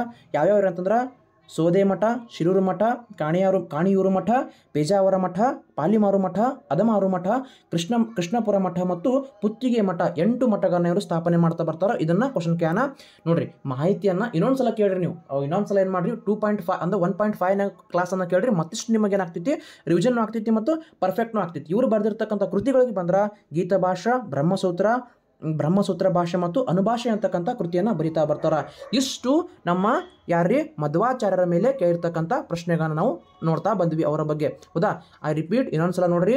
ಶಂಕರಾಚಾರ್ಯರು ಸ್ಥಾಪಿಸಿರ್ತಕ್ಕಂಥ ಸಿದ್ಧಾಂತ ಅದ್ವೈತ ಸಿದ್ಧಾಂತ, ರಾಮಾನುಜಾಚಾರ್ಯರು ಸ್ಥಾಪಿಸಿರ್ತಕ್ಕಂಥ ಸಿದ್ಧಾಂತ ವಿಶಿಷ್ಟಾದ್ವೈತ ಸಿದ್ಧಾಂತ, ಮಧ್ವಾಚಾರ್ಯರು ಸ್ಥಾಪಿಸಿರ್ತಕ್ಕಂಥ ಸಿದ್ಧಾಂತ ದ್ವೈತ ಸಿದ್ಧಾಂತ, ನಮ್ಮ ಬಸವೇಶ್ವರರು ಸ್ಥಾಪಿಸಿರ್ತಕ್ಕಂಥ ಸಿದ್ಧಾಂತ ಅಥವಾ ಪ್ರತಿಪಾದನೆ ಮಾಡಿರ್ತಕ್ಕಂಥ ಸಿದ್ಧಾಂತ ಯಾವುದಂತಂದ್ರೆ ಶಕ್ತಿ ವಿಶಿಷ್ಟಾದ್ವೈತ ಸಿದ್ಧಾಂತ ಅಂತೇಳಿ ನಾವು ಕರಿತಾ ಬರ್ತೀವಿ. ಇಷ್ಟು ಈ ಒಂದು ಪ್ರಶ್ನೆಗೆ ಸಂಬಂಧಪಟ್ಟಂಥ ಸಂಕ್ಷಿಪ್ತ ಭಾಳ ಆಯಿತು. ಎಲ್ಲ ಓವರಾಲ್ ಆಗಿ ನಾವು ಮಾಹಿತಿಯನ್ನು ಕಂಡುಕೊಂಡ್ಬಿಟ್ಟಿವಿ. ಇದ್ರ ಮೇಲೆ ಈ ರೀತಿಯಾಗಿ ಕ್ವಶನ್ಗಳನ್ನ ಕೇಳ್ತಾ ಬರ್ತಾನೆ. ಓಕೆ ನೋಡ್ರಿ, ನಾನು ನೆಕ್ಸ್ಟ್ ಕ್ವಶನ್ ಪೇಪರ್ನಾಗ ಹೆಂಗೆ ಕ್ವಶನ್ ಕ್ಯಾನ ನಾನು ಹೇಳಿರ್ತಕ್ಕಂಥ ಮಾಹಿತಿಯಲ್ಲಿ ಹೆಂಗೆ ಕ್ವಶನ್ ಬರ್ತಾವೆ ಅಂತೇಳಿ ನಾನು ನಿಮ್ಗೆ ಹೇಳ್ಕೊಡ್ತೀನಿ ಅಂತ, ಸರಿನಾ? ದಾಮ್ ಎಂಬತಕ್ಕಂಥ ಬೆಳ್ಳಿಯ ನಾಣ್ಯವನ್ನು ಚಲಾವಣೆಗೆ ತಂದವರು ಯಾರಿ? ಶೇರ್ ಶಾ ಸೂರಿ. ಶೇರ್ ಶಾನ ಮೇಲೆ ಕ್ವಶನ್ಗಳನ್ನ ಕೇಳ್ತಾ ಬರ್ತಾನೆ. ಗ್ರ್ಯಾಂಡ್ ಟ್ರಂಕ್ ರಸ್ತೆಗಳ ನಿರ್ಮಾಪಕ ಅಂತೇಳಿ ನಾವು ಮಧ್ಯಯುಗದ ಕಾಲದ ಇತಿಹಾಸದಾಗ ಓದ್ತಾ ಬರ್ತೀವಿ. ಅವಾಗ ಏನು ಮಾಡಿದ್ನಿರುವ ರಸ್ತೆಗಳ ಬಗ್ಗೆ, ಆಮೇಲೆ ಸರಿಯುಗಳ ಬಗ್ಗೆ ಪರಿಕಲ್ಪನೆಯನ್ನು ಕೊಟ್ಟಾನ. ಸರಿಯು ಅಂತಂದ್ರೆ ರಸ್ತೆಗಳ ಮಧ್ಯದಲ್ಲಿ ಜನರಿಗೆ ಇರಾಕ, ಆಮೇಲೆ ಅಲ್ಲಿ ಅವರಿಗೆ ವಿಶ್ರಾಂತಿ ಮಾಡಕ ಸರಿಯುಗಳನ್ನು ಸ್ಥಾಪನೆ ಮಾಡಿದ್ದ. ಆಮೇಲೆ ಧಾಮ್ ಎಂಬತಕ್ಕಂಥ ಬೆಳ್ಳಿಯ ನಾಣ್ಯಗಳನ್ನು ಚಲಾವಣೆಗೆ ತರ್ತಾನ. ಗ್ರ್ಯಾಂಡ್ ಟ್ರಂಕ್ ರಸ್ತೆಗ ನಿರ್ಮಾಣ ಮಾಡ್ತಾನೆ. ಒಂದು ಪ್ರದೇಶದಿಂದ ಇನ್ನೊಂದು ಪ್ರದೇಶಕ್ಕೆ ಹೋಗ್ಬೇಕಂತಂದ್ರೆ ಆ ಒಂದು ರಸ್ತೆಯ ನಿರ್ಮಾಣಕ್ಕೆ ಇವರು ಏನು ಮಾಡ್ತಾರೆ, ತಮ್ಮ ಒಂದು ಕೊಡುಗೆಯನ್ನು ಕೊಡ್ತಾರೆ. ಅದಕ್ಕಾಗಿ ಏನು ಮಾಡ್ತಾನೆ ರೀ, ಶೇರ್ ಶಾನ ಮೇಲೆ ಕ್ವಶನ್ಗಳನ್ನ ಕೇಳ್ತಾ ಬರ್ತಾನೆ. ಇವರು ಸೂರ್ ಸಂತತಿಯ ಪ್ರಮುಖವಾಗಿರ್ತಕ್ಕಂಥ ದೊರೆ ಅಂತೇಳಿ ನಾವು ಕರಿತಾ ಬರ್ತೀವಿ. ಎರಡನೇ ಶಿವಾಜಿ ಎಂದು ಪ್ರಸಿದ್ಧನಾಗಿರ್ತಕ್ಕಂಥ ಪೇಶ್ವೆ ಯಾರು? 1ನೇ ಬಾಜಿರಾವ. ಬಹಳ ಮುಖ್ಯ. ಎರಡನೇ ಶಿವಾಜಿ ಎಂದು ಪ್ರಸಿದ್ಧನಾಗಿರ್ತಕ್ಕಂಥ ಪೇಶ್ವೆ ಯಾರು ಅಂತಂದ್ರೆ 1ನೇ ಬಾಜಿರಾವ. ಇನ್ನು ಕೆಳಗಿಂದು ಬಹಳ ಮುಖ್ಯ ಐತಿ ನೋಡ್ರಿ ಕ್ವಶನ್.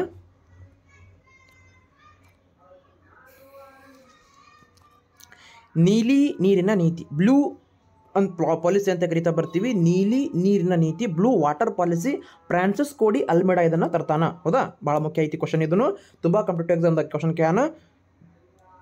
ನೀಲಿ ನೀರಿನ ನೀತಿಯನ್ನು ಜಾರಿಗೆ ತಂದವರು ಯಾರು ಅಂತಂದ್ರೆ ಫ್ರಾನ್ಸಿಸ್ ಕೋಡಿ ಅಲ್ಮೆಡಾ. ಸರಿ. ಪ್ಲಾಸಿ ಕದನ ನಡೆದಿರ್ತಕ್ಕಂಥ ವರ್ಷ 1757. ಭಾಳ ಮುಖ್ಯ ರೀ, ಕ್ವಶನ್ಗಳನ್ನ ಕೇಳ್ತಾ ಬರ್ತಾನೆ.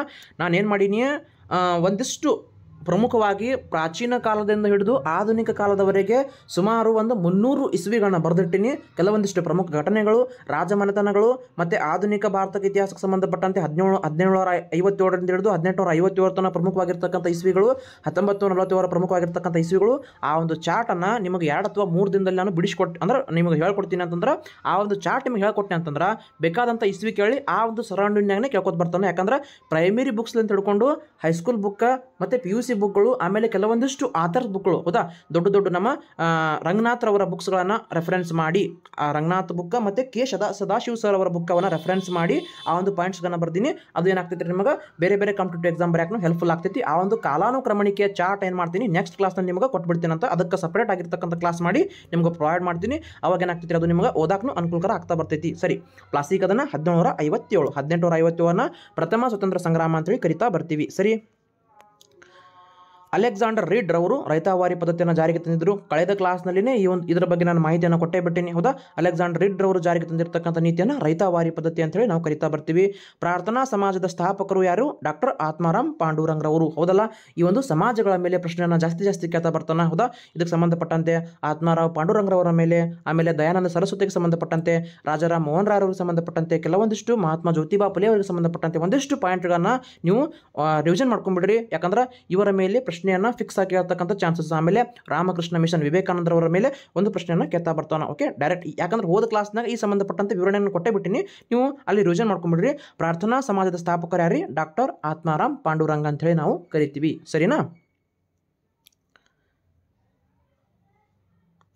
ಇದಂತೂ ನೋಡ್ರಿ ಎಷ್ಟು ಸಲ ರಿಪೀಟ್ ಆಗಿತ್ತು. TETನಾಗನೇ ಒಂದು 3-4 ಸಲ ಬಂತಿದ್ದು ಕ್ವಶನ್ ಪೇಪರ್ ಬಿಡಿಸೋ ತಕ್ಕನೇ ನೋಡಿರ್ತೀರಿ ನೀವು.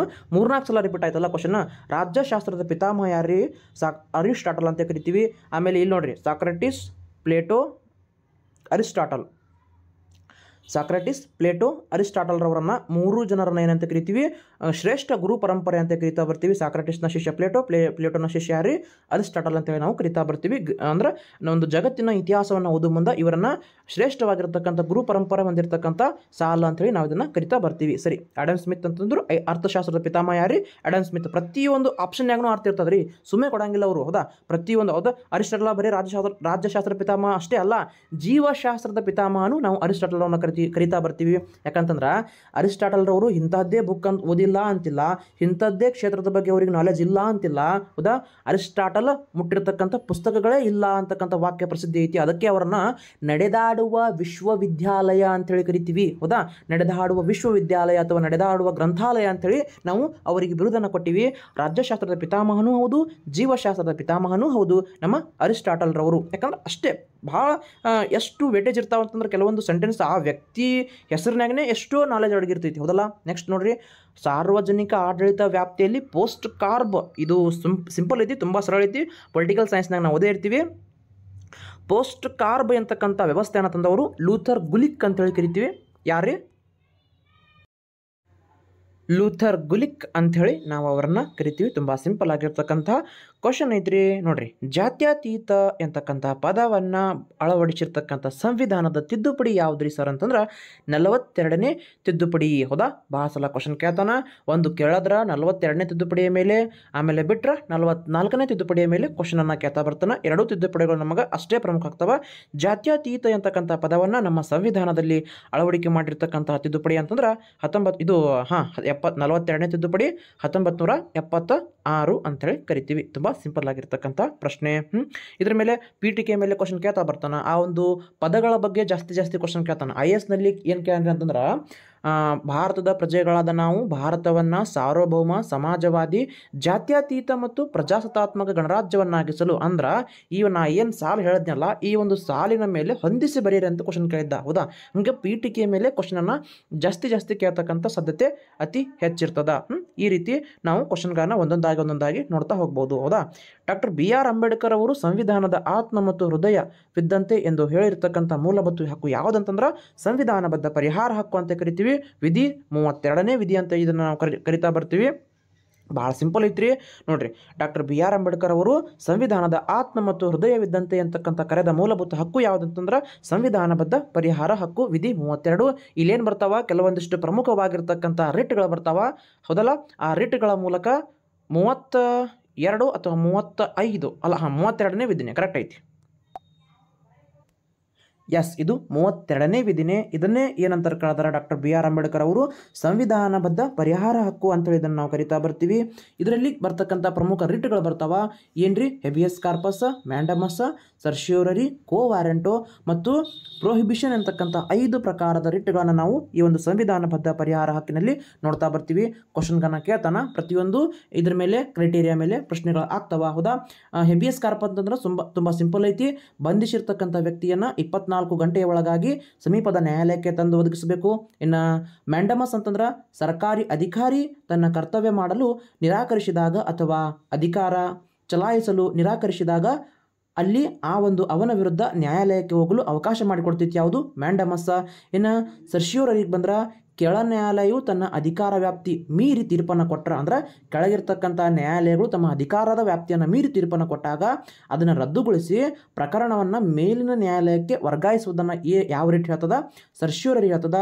ಇನ್ನು ಕೋ ವಾರೆಂಟೋ, ಯಾರಾದರೂ ಅಕ್ರಮವಾಗಿ ಸಾರ್ವಜನಿಕ ಹುದ್ದೆಗಳನ್ನು ಅಥವಾ ಸರ್ಕಾರದ ಉನ್ನತ ಸ್ಥಾನಗಳನ್ನು ಆಕ್ರಮಿಸಿದಾಗ ಅಂಥವರ ವಿರುದ್ಧ ಈ ಒಂದು ರಿಟ್ಟನ್ನು ನಾವು ಚಲಾಯಿಸಬಹುದಾಗ್ತದ. ಇನ್ನು ಪ್ರೊಹಿಬಿಷನ್ ಅಂತಂದ್ರೆ ಕೆಳ ನ್ಯಾಯಾಲಯಗಳು ನೀಡಿದಂತಹ ಆದೇಶಗಳನ್ನು ಮೇಲಿನ ನ್ಯಾಯಾಲಯಕ್ಕೆ ತಡೆ ಹಿಡಿಯುವುದು, ಅಥವಾ ಅಂದರೆ ಕೆಳಗಿರ್ತಕ್ಕಂಥ ನ್ಯಾಯಾಲಯಗಳು ಯಾವುದಾದ್ರೂ ಒಂದು ಆದೇಶವನ್ನು ಹೊರಡಿಸಿರ್ತಾವ. ಹೊರಡಿಸಿರ್ತಕ್ಕಂಥ ಆದೇಶವನ್ನು ಮೇಲಿನ ನ್ಯಾಯಾಲಯದಿಂದ ತಡೆ ಹಿಡಿಯುವು ಅಥವಾ ರದ್ದು ಮಾಡುವುದಾಗಿದೆ. ಅಂದರೆ ಏನಾದರೂ ಕೆಳಗಿನ ನ್ಯಾಯಾಲಯಗಳು ತೀರ್ಪು ಕೊಟ್ಟಿದ್ರೆ ಅದನ್ನು ಮೇಲಿನ ನ್ಯಾಯಾಲಯಗಳು ಏನು ಮಾಡ್ಬೋದು, ಆ ಒಂದು ಅಧಿಕಾರ ಯಾವುದಕ್ಕಿದೆ, ಈ ಒಂದು ಪ್ರೊಹಿಬಿಷನ್ ಅಂತಕ್ಕಂಥ ರಿಟ್ಗೆ ಇದೆ. ಈ ರೀತಿ ಏನು ಮಾಡ್ತಾನೆ ರೀ, ಸಂವಿಧಾನಬದ್ಧ ಪರಿಹಾರ ಹಕ್ಕಿನ ಬಗ್ಗೆ ಕ್ವಶನನ್ನು ಕೇಳ್ತಾ ಬರ್ತಾನೆ. ಹೌದಾ, ನಮ್ಮ ಮೂಲಭೂತ ಹಕ್ಕುಗಳ ಬಗ್ಗೆ ನಾವು ಬಂದ್ರೆ 12ರಿಂದ 35ನೇ ವಿಧಿಗಳು ಏನು ಹೇಳ್ತಾವ್ರಿ, ಮೂಲಭೂತ ಹಕ್ಕುಗಳಿಗೆ ಸಂಬಂಧಪಟ್ಟಂತೆ ಹೇಳ್ತಾವ. ಹೌದಾ, 1ನೇದು ಹಕ್ಕು ಸಮಾನತೆ ಹಕ್ಕನ್ನು ತಿಳಿಸ್ತೈತಿ. ಸಮಾನತೆ ಹಕ್ಕು 14ರಿಂದ 18ನೇ ವಿಧಿ ಹೊರಗೆ ಬರ್ತದ. ಇಲ್ಲಿ ಸಮಾನತೆ 14ನೇ ವಿಧಿ ಸಮಾನತೆಯ ಬಗ್ಗೆ ಹೇಳಿದ್ರೆ ಮತ್ತೆ ಇದರಾಗ ಜಾಸ್ತಿ ಜಾಸ್ತಿ ಕ್ವಶನ್ ಕೇಳುವುದು 17ನೇ ವಿಧಿಯ ಬಗ್ಗೆ, ಅಸ್ಪೃಶ್ಯತೆಯ ನಿವಾರಣೆಯ ಬಗ್ಗೆ ಅಥವಾ ಅಸ್ಪೃಶ್ಯತೆಯನ್ನು ಆಚರಿಸುವುದು ಒಂದು ಅಪರಾಧ ಅಂಥೇಳಿ ಹೇಳ್ತದ. ಯಾವುದ್ರಿ?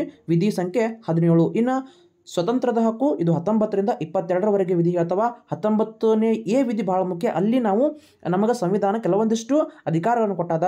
ವಾಕ್ ಸ್ವಾತಂತ್ರ್ಯ, ಸಭೆ ಸೇರುವ ಸ್ವಾತಂತ್ರ್ಯ, ಸಂಘ ಕಟ್ಟತಕ್ಕಂಥ ಸ್ವಾತಂತ್ರ್ಯ, ಸಂಚಾರ ಮಾಡ್ತಕ್ಕಂಥ ಸ್ವಾತಂತ್ರ್ಯ, ವಾಸಿಸುವ ಸ್ವಾತಂತ್ರ್ಯ, ಆಸ್ತಿ ಮಾಡ್ತಕ್ಕಂಥ ಸ್ವಾತಂತ್ರ್ಯ, ಇದಂತೂ ಹೋಗೈತಿ, ಇದು ಔಟ್ ಆಗ್ಯದ. ಹೌದಾ? ಇನ್ನು ಈ ರೀತಿ ವೃತ್ತಿ ಮಾಡ್ತಕ್ಕಂಥ ಸ್ವತಂತ್ರ ಲಾಸ್ಟಿಗೆ ಈ ರೀತಿ 19 A B C D E F ಹೋಗೈತಿ. ಜಿ ಮಾತ್ರ ಈಗ ಸದ್ಯಕ್ಕೆ ಐತಿ. ಎಫ್ ಅಂತಂದ್ರೆ ಆಸ್ತಿ ಹಕ್ಕಿತ್ತು, ಅದನ್ನು ತೆಗೆದು ಹಾಕಿದ್ದಾರೆ. ಈ ರೀತಿ ಏನು ಮಾಡ್ತಾನೆ ರೀ? ಸಮಾನತೆ ಹಕ್ಕಿನ ಮೇಲೆ, ಇದು ಸ್ವತಂತ್ರದ ಹಕ್ಕಿನ ಮೇಲೆ ಕ್ವಶನ್ ಕೇಳ್ತಾ ಬರ್ತಾನ. ಇನ್ನು ಶೋಷಣೆ ವಿರುದ್ಧ ಹಕ್ಕು 23ರಿಂದ 24ನೇ ವಿಧಿಗಳು ಹೇಳ್ತಾವ.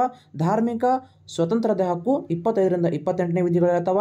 ಸಾಂಸ್ಕೃತಿಕ ಮತ್ತು ವಿದ್ಯಾಭ್ಯಾಸದ ಹಕ್ಕು ಅಥವಾ ಸಾಂಸ್ಕೃತಿಕ ಮತ್ತು ಸಾಂಸ್ಕೃತಿಕ ರಕ್ಷಣೆ ಹಕ್ಕು ಅಂತ ಕರಿತೀವಿ 29 ಮತ್ತು 30ನೇ ವಿಧಿ ಅಥವಾ ಇನ್ನು ಸಂವಿಧಾನಬದ್ಧ ಪರಿಹಾರ ಹಕ್ಕು ಹೌದಾ 32ನೇ ವಿಧಿ ನಾವು ಹೇಳ್ತಾ ಬರ್ತೀವಿ. ಹೌದಲ್ಲ? ಈ ರೀತಿ ಕೆಲವೊಂದಿಷ್ಟು ಪಾಯಿಂಟ್ಗಳು ಮೂಲಭೂತ ಹಕ್ಕುಗಳಿಗೆ ಸಂಬಂಧಪಟ್ಟಂತೆ ಪದೇ ಪದೇ ಇದ್ರ ಮೇಲೆ ಈ ಒಂದು ಕ್ವಶನ್ಗಳ ಮೇಲೆ ಏನಾಗ್ತಾವ್ರಿ ಸರ್? ಕ್ವಶನ್ಗಳು ಆಗ್ತಾ ಇರ್ತಾವ. ಮುಂದಿನ ಪ್ರಶ್ನೆಗೆ ಹೋಗೋಣ. ಭಾರತದ ಪ್ರಥಮ ಮಹಿಳಾ ರಾಷ್ಟ್ರಪತಿ ಯಾರು? ಪ್ರತಿಭಾ ದೇವಿ ಸಿಂಗ್ ಪಾಟೀಲ್ ಅಂತ ಕರಿತೀವಿ. ಹೌದಾ? ಪ್ರತಿಭಾ ದೇವಿ ಸಿಂಗ್ ಪಾಟೀಲ್ ನಮ್ಮ ಭಾರತದ ಮೊದಲ ಮಹಿಳಾ ರಾಷ್ಟ್ರಪತಿ ಅಂಥೇಳಿ ಅವರನ್ನು ನಾವು ಕರಿತಾ ಬರ್ತೀವಿ ಸರ. ಹೌದಲ್ಲ? ಪ್ರಸ್ತುತ ಈಗ ಸದ್ಯಕ್ಕಿರೋರು ಶ್ರೀಮತಿ ದ್ರೌಪದಿ ಮುರ್ಮುರವರು. ಅವರು ನಮ್ಮ ದೇಶದ 2ನೇ ಮಹಿಳಾ ರಾಷ್ಟ್ರಪತಿ. ನೆನಪಿರಲಿ, ಕೇಳ್ತಕ್ಕಂಥ ಚಾನ್ಸಸ್ ಐತಿ. ಈಗ ಫಸ್ಟ್ನೇದು ಕೇಳೋಣ, ಪ್ರಥಮ ಮಹಿಳಾ ರಾಷ್ಟ್ರಪತಿ ಕೇಳಿದ್ರ ಮತ್ತೆ ದ್ವಿತೀಯ ಮಹಿಳಾ ರಾಷ್ಟ್ರಪತಿನೂ ಕೇಳ್ತಕ್ಕಂಥ ಸಾಧ್ಯತೆ ಬಹಳ ಇದೆ. ನೆಕ್ಸ್ಟ್ ನೋಡ್ರಿ, ಪಂಚಶೀಲ ತತ್ವಗಳಿಗೆ ಸಹಿ ಹಾಕಿದವರು ಯಾರು ಅಂತ ಕ್ವಶನ್ ಕೇಳೋಣ. ಭಾಳ ಅಂದ್ರೆ ಭಾಳ ಸರಳ ಐತಿ, ಆರಾಮಾಗಿ. ಯಾಕಂದ್ರೆ ಸಬ್ಜೆಕ್ಟನ್ನು ಓದು ಮುನ್ನ ಹೇಳೇ ಬಿಟ್ಟಿನಿ. ನೀವು ಎಷ್ಟು ಪ್ರೀತಿಯಿಂದ ಆ ಸಬ್ಜೆಕ್ಟ್ಗಳನ್ನು ಓದ್ತೀರಿ ಅಷ್ಟೇ ನಿಮಗೆ ಅವು ಏನು ಮಾಡ್ತಾವ್ರಿ? ಗ್ರಿಪ್ ಸಿಗ್ತಾ ಅಥವಾ ನಾಲೆಜನ್ನು ಕೊಟ್ಕೋತಾ ಹೋಗ್ತಾವ. ನೋಡ್ರಿ, ಜವಾಹರ್ಲಾಲ್ ನೆಹರು ಮತ್ತು ಚೌವೆನ್ ಲಾಯ್ ರವರ ಮಧ್ಯೆ ಈ ಒಂದು ಪಂಚಶೀಲ ತತ್ವಗಳಿಗೆ ಸಂಬಂಧಪಟ್ಟಂತೆ ಏನಾಗ್ತಿತ್ರಿ? ಒಪ್ಪಂದ ಜರುಗ್ತದ. ಪಂಚಶೀಲ ತತ್ವಗಳ ರೂವಾರಿ ಅಂತೇಳಿ ನಾವು ಜವಾಹರ್ಲಾಲ್ ನೆಹರು ರವರನ್ನ ಕರಿತೀವಿ. ಹೌದಾ? ನಮ್ಮ ಭಾರತ ಆವಾಗ ಏನು ಮಾಡಿತ್ರಿ? ಅಲಿಪ್ತ ನೀತಿಯನ್ನು ಅಳವಡಿಸಿಕೊಂಡಿತ್ತು. ಈ ರೀತಿಯೂ ಕ್ವಶನ್ಗಳನ್ನ ಕೇಳ್ತಕ್ಕಂಥ ಸಾಧ್ಯತೆ ಐತಿ. ಹೆಂಗೆ ಕ್ವಶನ್ ಕೇಳ್ತಾನ, ಯಾವ್ಯಾವ ರೀತಿ ನಾವು ವಿಚಾರ ಮಾಡ್ಬೇಕಂತದ್ದು ನಮಗೆ ಭಾಳ ಮುಖ್ಯ. ಈಗ ಒಂದು ಕ್ವಶನನ್ನು ಓದಾಕತ್ತೀವಿ ಅಂತಂದ್ರೆ ಹೇಳಬಿಟ್ಟಿನಿ, ಅದಕ್ಕೆ ಸುತ್ತಮುತ್ತಲಾಗಿರ್ತಕ್ಕಂಥ 360 ಡಿಗ್ರಿ ಒಂದು ವೃತ್ತ ಹೆಂಗಿರ್ತದ? 360 ಡಿಗ್ರಿ 360 ಡಿಗ್ರಿಗಳು ಕೂಡಿದ್ರೆ ಒಂದು ವೃತ್ತ ಆಗ್ತದಲ್ಲ. ಹಂಗೆ ನಮ್ಮ ವಿಚಾರಗಳನ್ನು ಒಂದು ಕ್ವಶನ್ ಆದಂತಂದ್ರೆ ಅದರ ಹಿಂದೆ, ಅದರ ಮುಂದೆ, ಅದರ ಆಜು ಬಾಜು ಸುತ್ತಲೂ ನಾವು ಎಲ್ಲ ಪಾಯಿಂಟ್ಸ್ಗಳನ್ನ ಕಲೆ ಹಾಕ್ಬಿಟ್ವಿ ಅಂತಂದ್ರೆ ಕ್ವಶನ್ ಆ ಒಂದು ಟಾಪಿಕ್ ಮೇಲೆ ಬೇಕಾದಂಗೆ ಕೇಳಿ ನೀವು ಉತ್ತರವನ್ನು ಹಾಕೇ ಹಾಕ್ತೀರಿ. ಈ ಒಂದು ಸ್ಕಿಲ್ ನೀವು ಬೆಳೆಸ್ಕೋಬೇಕಾಗ್ತೈತಿ. ಬರ್ತದ ಡೇ ಬೈ ಡೇ ನೀವು ದಿನನಿತ್ಯ ಪ್ರಯತ್ನ ಮಾಡೋದ್ರಿಂದ ಅದು ಬಂದೇ ಬರ್ತೈತಿ. ಕಲಿಕಾ ಇದು ಟ್ರಯಲ್ ಆ್ಯಂಡ್ ಎರರ್ ಮೆಥಡ್ ಅಂತ ಕರಿತೀವಿ. ಹೌದಾ? ಪ್ರಯತ್ನ ಪ್ರಮಾದ ಕಲಿಕಾ ಸಿದ್ಧಾಂತ, ಥಾಂಡೈಕ್ ರವರ ಸಿದ್ಧಾಂತ ನೆನ್ಪು ಮಾಡ್ಕೊರಿ. ನಾವು ಎಷ್ಟು ದಿನನಿತ್ಯ ಪ್ರಯತ್ನ ಮಾಡ್ಕೋತ ಹೋಗ್ತೀವಿ, ತಪ್ಪುಗಳ ಪ್ರಮಾಣ ಕಮ್ಮಿ ಆಗ್ತೈತಿ, ನಾವು ಕಲಿತಾನೆ ಹೋಗ್ತೀವಿ. ಹೌದಲ್ಲ? ಸಿಂಪಲ್ ಆಗಿರ್ತಕ್ಕಂಥ ಕ್ವಶನ್ ಐತಿ. ನೆಕ್ಸ್ಟ್ ಕ್ವಶನ್, ದಕ್ಷಿಣ ಭಾರತದ ಕೊಡವರ ಧರ್ಮ ಮತ್ತು ಸಮಾಜ ಇವ್ರದ್ದೇ 4 ಸೆಂಟೆನ್ಸ್ 4 ವಾಕ್ಯಗಳದಾಗ 2019 ಕ್ವಶನ್ ಪೇಪರ್ ತೆಗೆದು ನೋಡ್ರಿ. ಅಂದ್ರೆ ಹಿಂದಿನ ಕ್ಲಾಸ್ನಾಗ ನೋಡ್ರಿ, ಈ ಒಂದು ಪೂರ್ತಿ ಒಂದು ಪ್ಯಾರಾಗ್ರಾಫ್ನೇ ಇವರ ಮೇಲೆ ಕೊಟ್ಟಿದ್ದ. ಯಾರ ಬಗ್ಗೆ? ಎಮ್ ಎನ್ ಶ್ರೀನಿವಾಸ ಅವರ ಬಗ್ಗೆ ಪೂರ್ತಿ ಪ್ಯಾರಾಗ್ರಾಫ್ ಕೊಟ್ಟಿದ್ದ. ಆದ್ರೆ ಇಲ್ಲಿ ಜಸ್ಟ್ ಒಂದೇ ಲೈನ್ ಕೊಟ್ಟಾನ, ದಕ್ಷಿಣ ಭಾರತದ ಕೊಡವರ ಧರ್ಮ ಮತ್ತು ಸಮಾಜ.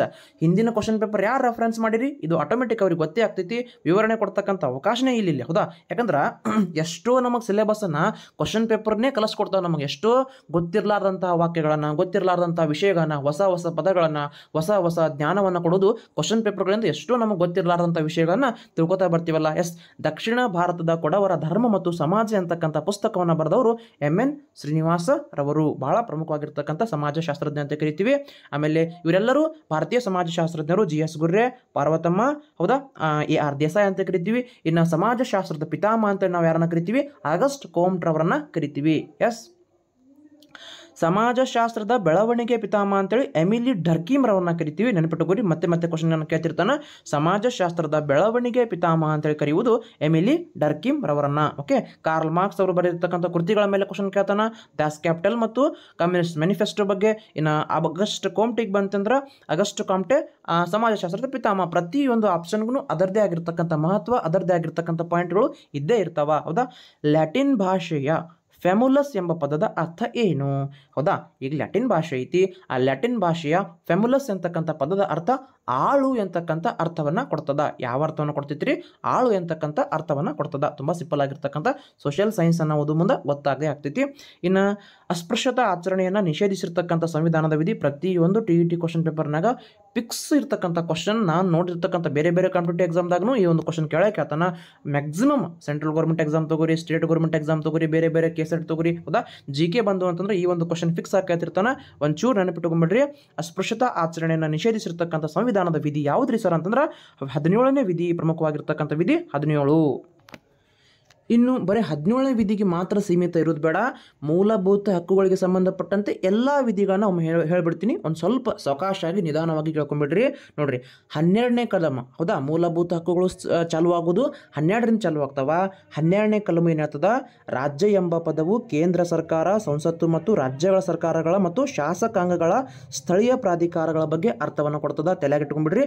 ರಾಜ್ಯ ಅಂದ್ರೆ ರಾಜ್ಯ ಅಂತಕ್ಕಂಥ ಒಂದು ಪದದ ವಿವರಣೆಯನ್ನು ಯಾವುದು ಕೊಡ್ತದ? 12ನೇ ವಿಧಿ ಕೊಡ್ತದ. ಇನ್ನು 13ನೇ ವಿಧಿ ಸಂವಿಧಾನದ ಮುನ್ನ ಇದ್ದಂತಹ ಕಾನೂನುಗಳು, ಅಂದ್ರೆ ಸಂವಿಧಾನದ ಮುಂಚೆ ಇರತಕ್ಕಂಥ ಕಾನೂನುಗಳು ಮೂಲಭೂತ ಹಕ್ಕುಗಳಿಗೆ ಸಂಬಂಧಿಸದೇ ಇರತಕ್ಕಂಥ ಒಂದು ಪಾಯಿಂಟ್ ಅನ್ನು ಹೇಳ್ತೈತಿ. ತಲೆ ಕೆಡಿಸ್ಕೋಬೇಡ್ರಿ. 13ನೇ ವಿಧಿ ಬಗ್ಗೆ ಕಮ್ಮಿ ಕ್ವಶನ್ ಆಗ್ತೈತಿ. 13A ಮತ್ತು 13B ಅಂತ ಎರಡು ಭಾಗ ಮಾಡಿವಿ. 13A ವಿಧಿ ಏನು ಹೇಳ್ತೈತಿ? ಸಂವಿಧಾನದ ಮುನ್ನ ಇದ್ದ ಕಾನೂನುಗಳು ಮೂಲಭೂತ ಹಕ್ಕುಗಳಿಗೆ ಸಂಬಂಧಿಸವಿರುವುದಿಲ್ಲ. 13B ಏನು ಹೇಳ್ತದ? ಸಂವಿಧಾನದ ನಂತರ ರಚಿಸಿದ ಕಾನೂನುಗಳು ಮೂಲಭೂತ ಹಕ್ಕುಗಳನ್ನು ಮೊಟಕುಗೊಳಿಸುವ ರಾಜ್ಯದ ಅಧಿಕಾರವನ್ನು ಪ್ರತಿಬಿಂಬಿಸುತ್ತವೆ ಅಂತಕ್ಕಂಥ ಒಂದು ಸ್ಟೇಟ್ಮೆಂಟನ್ನು ಕೊಡ್ತಾವ. ಇನ್ನು ನೆಕ್ಸ್ಟ್ ಬಂದ್ರೆ 14ನೇ ವಿಧಿ. 14ನೇ ವಿಧಿ ಕಾನೂನಿನ ಎದುರು ಎಲ್ಲರೂ ಸಮಾನರು. ಭಾಳ ಸಲ ಕ್ವಶನ್ ಆಗೈತಿ 14ನೇ ವಿಧಿ ಮೇಲೆ. ಇನ್ನು 15ನೇ ವಿಧಿ ಏನಾಗ್ತೈತಿ? ಧರ್ಮ, ಕುಲ, ಜಾತಿ, ಲಿಂಗ ಅಥವಾ ಜನ್ಮಸ್ಥಳದ ಆಧಾರದ ಮೇಲೆ ಭೇದ ಭಾವವನ್ನು ಮಾಡಬಾರ್ದು ಅಂತಕ್ಕಂಥದ್ದು ಪ್ರತಿಬಿಂಬಿಸ್ತಕ್ಕಂಥ ಒಂದು ಸೆಂಟೆನ್ಸನ್ನು ಹೇಳ್ತೈತಿ. ಇನ್ನು 16ನೇ ವಿಧಿ ಸಾರ್ವಜನಿಕ ಹುದ್ದೆಯಲ್ಲಿರ್ತಕ್ಕಂಥ ವಿಷಯಗಳೆಲ್ಲ ಸಮಾನವಾಗಿರ್ತಕ್ಕಂಥ ಅವಕಾಶ, ಎಲ್ಲರಿಗೂ ಉದ್ಯೋಗದಲ್ಲಿ ಸಮಾನವಾಗಿರ್ತಕ್ಕಂಥ ಅವಕಾಶ ಐತಿ ಅಂತಕ್ಕಂಥದ್ದು 16ನೇ ವಿಧಿ ಹೇಳ್ತೈತಿ. ಇನ್ನು ಸದ್ಯಕ್ಕೆ ಇರತಕ್ಕಂಥದ್ದು 17ನೇ ವಿಧಿ ಕೇಳೋಣ. ಅಸ್ಪೃಶ್ಯತೆಯ ನಿರ್ಮೂಲನೆ ಬಗ್ಗೆ ಹೇಳ್ತದ. ಇನ್ನು 18ನೇ ವಿಧಿ ಬಿರುದುಗಳ ರದ್ದತಿಯ ಬಗ್ಗೆ ಹೇಳ್ತೈತಿ. 19ನೇ ವಿಧಿ ವಾಕ್ ಸ್ವಾತಂತ್ರ್ಯ ಹಾಗೂ ಇತರೆ ಸ್ವಾತಂತ್ರ್ಯಗಳ ಬಗ್ಗೆ ಹೇಳಿನಲ್ಲ, 6 ವಿಧದ ಸ್ವಾತಂತ್ರ್ಯಗಳ ಬಗ್ಗೆ ಮಾತನಾಡ್ತೈತಿ. 19A ವಾಕ್ ಸ್ವಾತಂತ್ರ್ಯ, 19B ಸಭೆ ಸೇರ್ತಕ್ಕಂಥ ಸ್ವಾತಂತ್ರ್ಯ, 19C ಸಂಘಗಳನ್ನು ರೂಪಿಸ್ತಕ್ಕಂಥ ಸ್ವಾತಂತ್ರ್ಯ, 19D ಸಂಚಾರ ಸ್ವಾತಂತ್ರ್ಯ, 19E ವಾಸ ಮಾಡ್ತಕ್ಕಂಥ ಮತ್ತು ನೆಲೆಸುವ ಸ್ವಾತಂತ್ರ್ಯ, 19F ಇದನ್ನು ಅಂದ್ರೆ ಆಸ್ತಿ ಹೊಂದಕ್ಕಂಥದ್ದು ಇದನ್ನು ರದ್ದು ಮಾಡ್ಯಾರ. ಯಾವಾಗ ರದ್ದು ಮಾಡ್ಯಾರಿ ಅಂತಂದ್ರೆ 1978ರಲ್ಲಿ ಇದನ್ನು ರದ್ದು ಮಾಡ್ಯಾರ. 19G ಯಾವ್ದು ಹೇಳ್ತೈತಿ? ವೃತ್ತಿ, ಕಸಬು, ವ್ಯಾಪಾರ ಮತ್ತು ವ್ಯವಹಾರದ ಸ್ವಾತಂತ್ರ್ಯವನ್ನು ಕೊಡ್ತೈತಿ. ಅಂದ್ರೆ ಎಲ್ಲೇ ನಾವು ವ್ಯಾಪಾರವನ್ನು ಮಾಡ್ತಕ್ಕಂಥ ಅವಕಾಶವನ್ನು 19G ಕೊಡ್ತದ. ಇನ್ನು 19/2 ವಿಧಿ ಹೇಳ್ತೈತ್ರಿ ವಾಕ್ ಮತ್ತು ಅಭಿವ್ಯಕ್ತಿ ಸ್ವಾತಂತ್ರ್ಯವನ್ನು ಹೇಳ್ತಾ ಬರ್ತೈತಿ. ಇಷ್ಟು 19ನೇ ವಿಧಿಗೆ ಸಂಬಂಧಪಟ್ಟಂತೆ. ಇನ್ನು 20ನೇ ವಿಧಿಗೆ ಬಂದ್ರೆ ಕೆಲವು ಅಪರಾಧಗಳು ಶಿಕ್ಷೆಗಿರ್ತಕ್ಕಂಥ ರಕ್ಷಣೆಯ ಬಗ್ಗೆ ಸಂಬಂಧಪಟ್ಟಂತೆ ಹೇಳ್ತೈತಿ. ಇನ್ನು 20 ಅದರಲ್ಲೇ 21, 22 ಮತ್ತು 23 ಅಂತ ಮಾಡ್ತೀವಿ. 20/1 ಏನಿರ್ತದ? ಕ್ರಿಮಿನಲ್ ಕಾನೂನುಗಳನ್ನು ಶಾಸನ ಸಭೆಗಳಲ್ಲಿ ಮಾಡುವುದು ನಿಷೇಧ ಮಾಡ್ತೈತಿ. 20/2 ಒಂದು ಅಪರಾಧಕ್ಕೆ 2 ಬಾರಿ ಶಿಕ್ಷೆ ಇಲ್ಲ, ಅಂದ್ರೆ ಯಾವುದೇ ವ್ಯಕ್ತಿ ಒಂದು ಅಪರಾಧಕ್ಕೆ 2 ಶಿಕ್ಷೆಯನ್ನು ವಿಧಿಸ್ತಕ್ಕಂಥದ್ದು ಇಲ್ಲ ಅಂತಕ್ಕಂಥದ್ದು 22 ಹೇಳ್ತೈತಿ. ಇದು PSI ಆದ ಕ್ವಶನ್ ಆಗೈತಿ.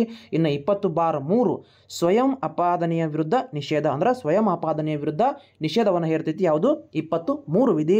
ಇನ್ನು ಕಲಮು 21ಕ್ಕೆ ಬಂದ್ರೆ 21ನೇ ಕಲಮು ಜೀವಿಸುವ ಮತ್ತು ವ್ಯಕ್ತಿ ಸ್ವಾತಂತ್ರ್ಯದ ರಕ್ಷಣೆಯ ಬಗ್ಗೆ ಹೇಳ್ತೈತಿ. ನೆನ್ಪಿಟ್ಕೋರಿ, 21ನೇ ಕಲಮು ಜೀವಿಸುವ ಹಕ್ಕಿನ ಬಗ್ಗೆ ಹೇಳ್ತಾ ಬರ್ತೈತಿ.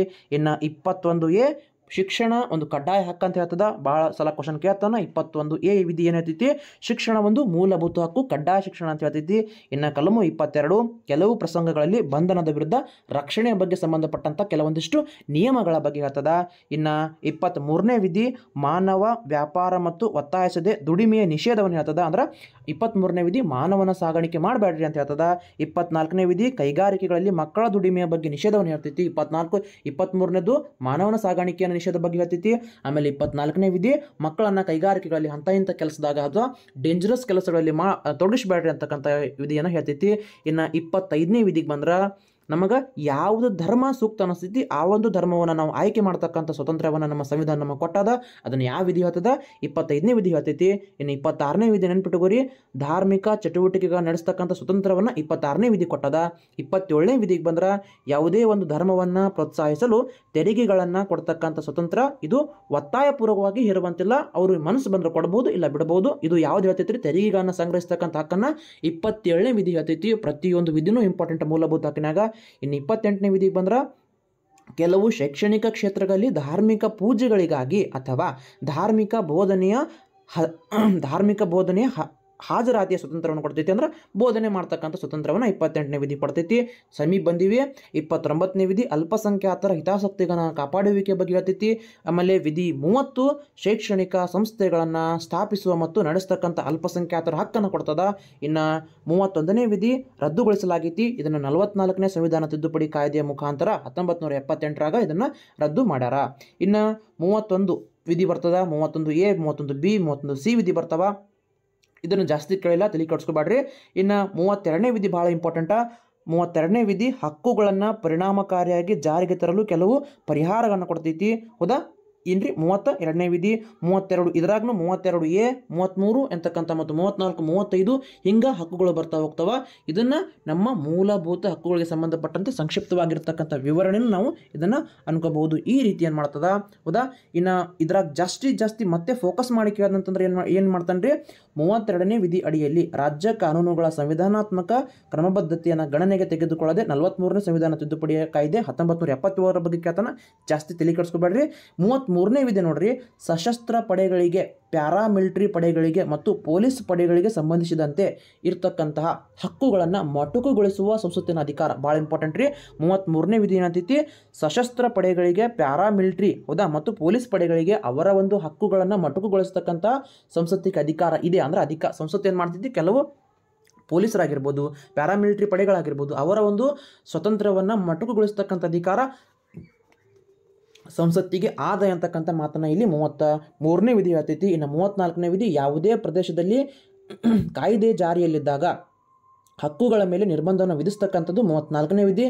ಇನ್ನು ಲಾಸ್ಟ್ 35ನೇ ವಿಧಿ, ಈ ಭಾಗದ ನಿಯಮಗಳನ್ನು ಪರಿಣಾಮಕಾರಿಯಾಗಿ ಜಾರಿಗೆ ತರತಕ್ಕಂಥ ಶಾಸನದ ರಚನೆ. ಅಂದರೆ ಏನಾದರೂ ಈ ಒಂದರ ಮಿಸ್ಟೇಕ್ ಆಗೋದು ಅಂತಂದ್ರೆ ಆ ಒಂದು ಮಿಸ್ಟೇಕ್ಗಳನ್ನು ತಿದ್ದುಪಡಿ ಮಾಡೋಕೆ 35ನೇ ವಿಧಿಯಲ್ಲಿ ಅವಕಾಶವನ್ನು ಕೊಡ್ತೈತಿ. ಇಷ್ಟು 12ರಿಂದ 35ನೇ ವಿಧಿವರೆಗೆ ಇರ್ತಕ್ಕಂಥ ಒಂದು ಚಿಕ್ಕದಾಗಿ ನಿಮಗೆ ನೋಡಿ 3 ಅಥವಾ 4 ನಿಮಿಷನಾಗ ಅಷ್ಟು ವಿಧಿಗಳನ್ನು ಹೇಳಿದೆ. ಮತ್ತೆ ಇದನ್ನು ರಿಪೀಟ್ ಕೇಳ್ರಿ, ಮತ್ತಿಷ್ಟು ನಿಮಗೆ ಏನಾಗ್ತೈತಿ? ರಿವಿಷನ್ ಆಗ್ತಾ ಬರ್ತದ. ಓಕೆ, ಇಷ್ಟು ನಮಗೆ ಸಾಕು. ಮುಂದಕ್ಕೆ ಹೋಗೋಣ.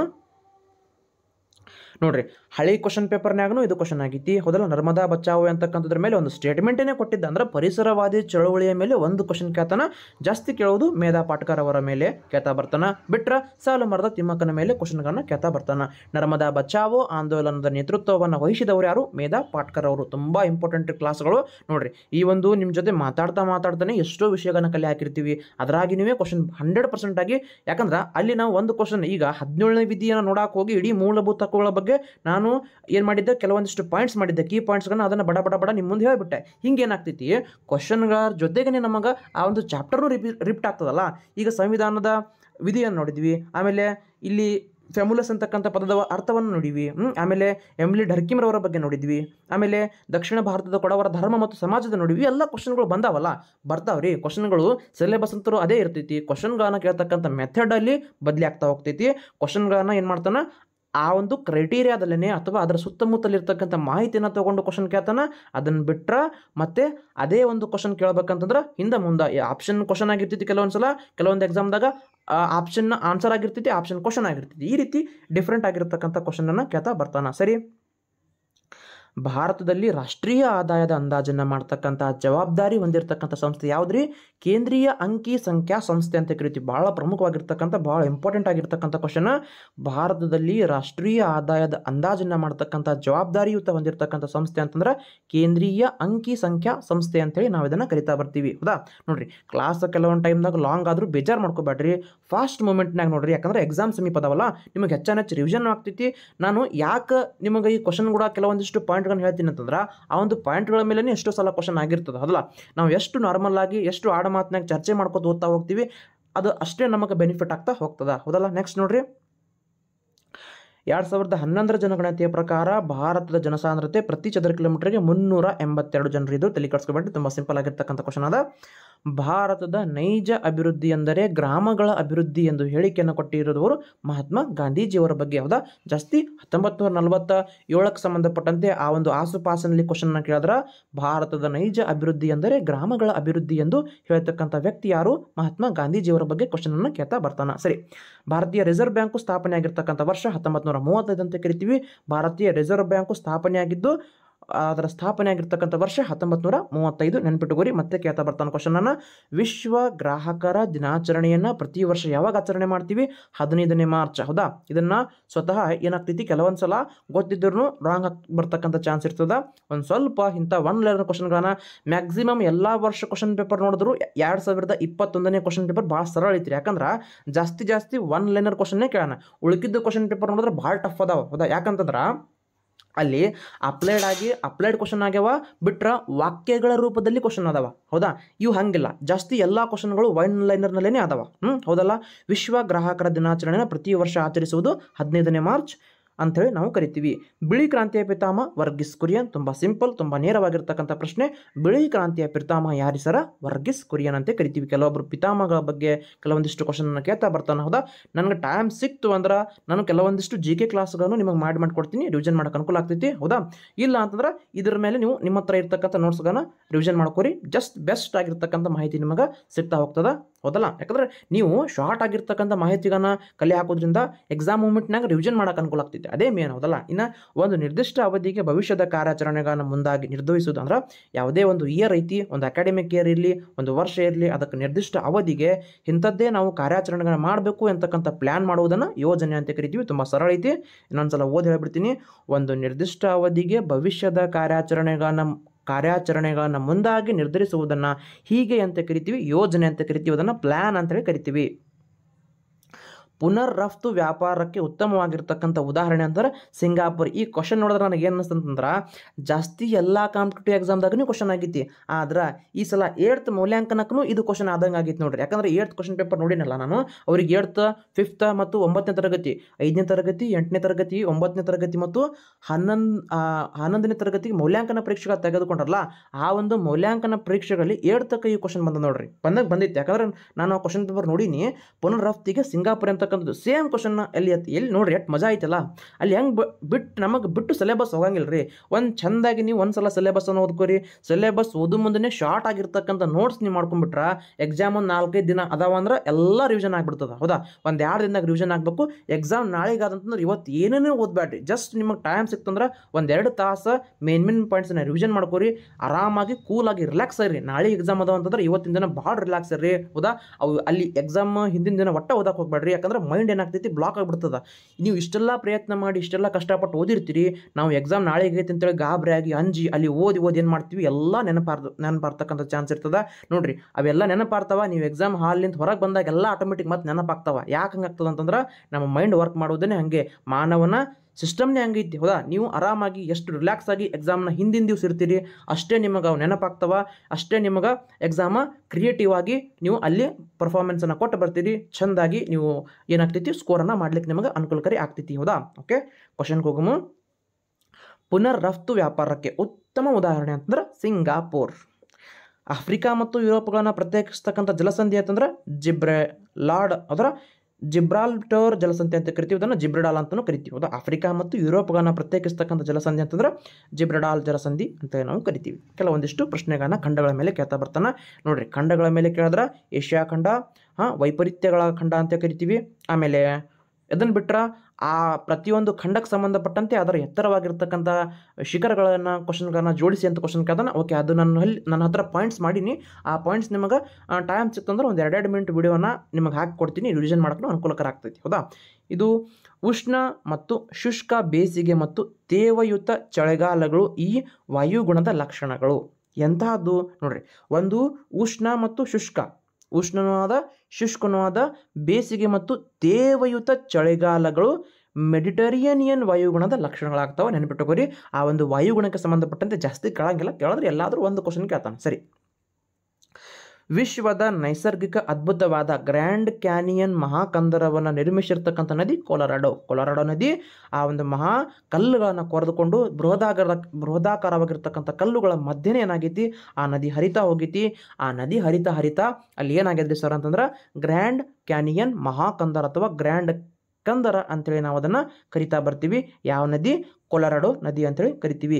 ಮಿಸಿಸಿಪ್ಪಿ ನದಿ ಪಕ್ಷಿ ಪಾದಾಕಾರದ ನದಿ ಮುಖಜ ಭೂಮಿ ಹೊಂದಿರತಕ್ಕಂಥ ನದಿ ಅಂತ ಕರಿತೀವಿ. ಮಿಸಿಸಿಪ್ಪಿ ನದಿ ಬಗ್ಗೆ ಕ್ವಶನ್ ಕೇಳಿದ್ದಾನೆ. ಸರಿ.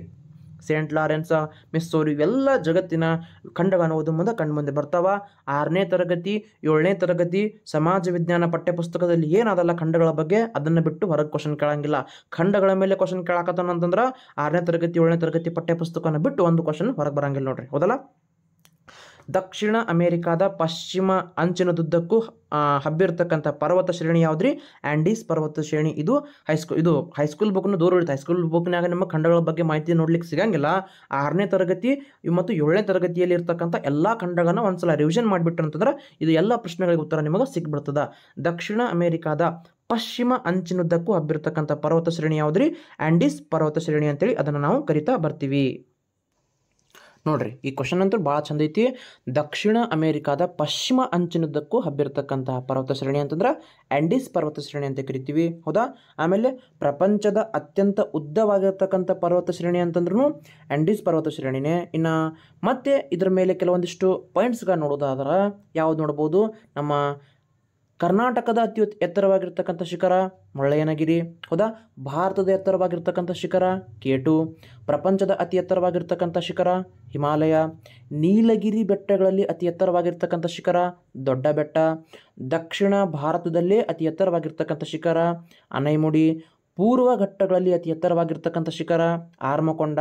ಸತ್ಪುರ ಪರ್ವತ ಶ್ರೇಣಿಗಳಲ್ಲಿ ಅತಿ ಎತ್ತರವಾಗಿರ್ತಕ್ಕಂಥ ಶಿಖರ ದೂದ್ಗಾಗರ್ ಅಂತ ಕರಿತೀವಿ.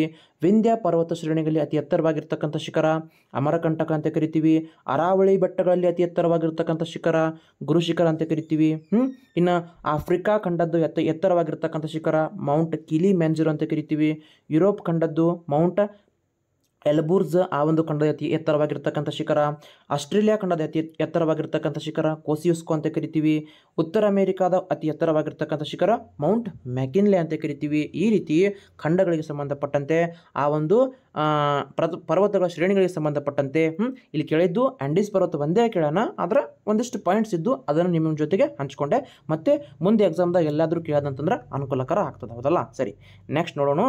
ಭೂಮಿಯ ಒಟ್ಟು ಭೌಗೋಳಿಕ ಭೂಪ್ರದೇಶದಲ್ಲಿ ಭೂಭಾಗ ಆವರಿಸಿರುವುದು 149, ಹೌದಾ. ನೋಡ್ರಿ, ಒಟ್ಟು ಭೂಮಿಯ ವಿಸ್ತೀರ್ಣ ಇರುವುದು ಎಷ್ಟೈತಿ? 510 ದಶಲಕ್ಷ ಚದರ ಕಿಲೋಮೀಟರ್. 8ನೇ ತರಗತಿ ಪಠ್ಯಪುಸ್ತಕದಾಗ ಐತ್ರಿ, ಒಮ್ಮೆ ತೆಗೆದು ನೋಡ್ರಿ. 510 ದಶಲಕ್ಷ ಚದರ ಕಿಲೋಮೀಟರ್ನಲ್ಲಿ 361 ದಶಲಕ್ಷ ಚದರ ಕಿಲೋಮೀಟರ್ನ ಪ್ರಮಾಣ ನೀರಾದ. ಇನ್ನು 149ರಷ್ಟು ಭೂಮಿ ಐತಿ. ಅದರ ಅನುಪಾತ 1:2.43 ಅಂತೇಳಿ ನಾವು ಕರಿತಾ ಬರ್ತೀವಿ. ಈ ರೀತಿ ನಮ್ಮ ಭೂಮಿ ಮತ್ತು ನೀರಿನ ಅನುಪಾತದ ಬಗ್ಗೆ ಕ್ವಶನ್ ಕೇಳ್ತಾ ಬರ್ತಾನೆ. ಮತ್ತೆ ಕ್ವಶನ್ ಕೇಳ್ತಾನ 100% ಮತ್ತೆ ರಿಪೀಟ್ ಆಗ್ತಕ್ಕಂಥ ಚಾನ್ಸ್ ಐತಿ. ಭೂಮಿಯ ಒಟ್ಟು ಭೌಗೋಳಿಕ ಪ್ರದೇಶ 510 ದಶಲಕ್ಷ ಚದರ ಕಿಲೋಮೀಟರ್. ಅದರಾಗ ನೀರಿರುವುದು 361, ಇನ್ನು ಭೂಭಾಗ ಇರುವುದು 149 ದಶಲಕ್ಷ ಚದರ ಕಿಲೋಮೀಟರ್. ಇದನ್ನು ಒಂಚೂರು ನೆನಪಿಟ್ಕೊಂಡ್ಬಿಡ್ರಿ. Next question. ಹಿಮನದಿಯ ಸಂಚಯನ ಕಾರ್ಯದಿಂದ ನಿರ್ಮಾಣಗೊಳ್ಳತಕ್ಕಂಥ ಭೂ ಸ್ವರೂಪ ಅಂತಂದ್ರೆ ರೇವೆ ಮೈದಾನ. ನೋಡ್ರಿ, ಹೋದ ಎಕ್ಸಾಮ್ದಾಗ ಏನು ಕೇಳಿದ್ದ? ಪೂರ್ತಿ ಡೀಟೇಲ್ ಆಗಿ ಕೇಳಿದ್ದ. ಹಿಮನದಿಯ ಸಂಚಯನದಿಂದಾಗಿ ಯಾವ್ಯಾವೆಲ್ಲ ಭೂ ಸ್ವರೂಪಗಳು ನಿರ್ಮಾಣ ಆಗ್ತಾವೆ ಆ ಒಂದು ಗುಂಪನ್ನು ಆರಿಸಿ ಅಂತ ಕೇಳಿದ್ದ.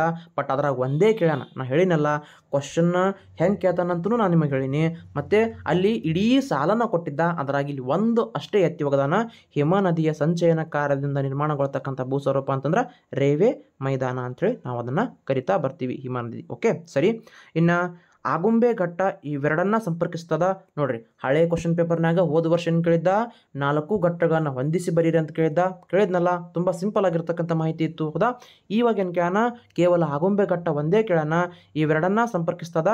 ಶಿವಮೊಗ್ಗ ಮತ್ತು ಉಡುಪಿಯನ್ನ ಆಗುಂಬೆ ಘಾಟ ಏನು ಮಾಡ್ತದ್ರಿ? ಸಂಪರ್ಕ ಮಾಡ್ತದ. ಯಾಕಂತಂದ್ರೆ ಕ್ವಶನ್ ಕೇಳೋದೇ ಹಿಂಗೆ ಕೇಳ್ತಾರೆ ಇವರು, ಹೌದಲ್ಲ. ಯಾಕೆ? ಅದು ಮೆಥಡ್ ಅದು. ಈಗ ಒಂದು ಕ್ವಶನ್ನ ನೋಡ್ರಿ, ಹಳೆ ಕ್ವಶನ್ ಪೇಪರ್ನಾಗ ಏನಾಗಿತ್ತು? ಅದು ಜಸ್ಟ್ ಏನಿತ್ತು? ಹೊಂದಿಸಿ ಬರೆಯರಿ ಇತ್ತು.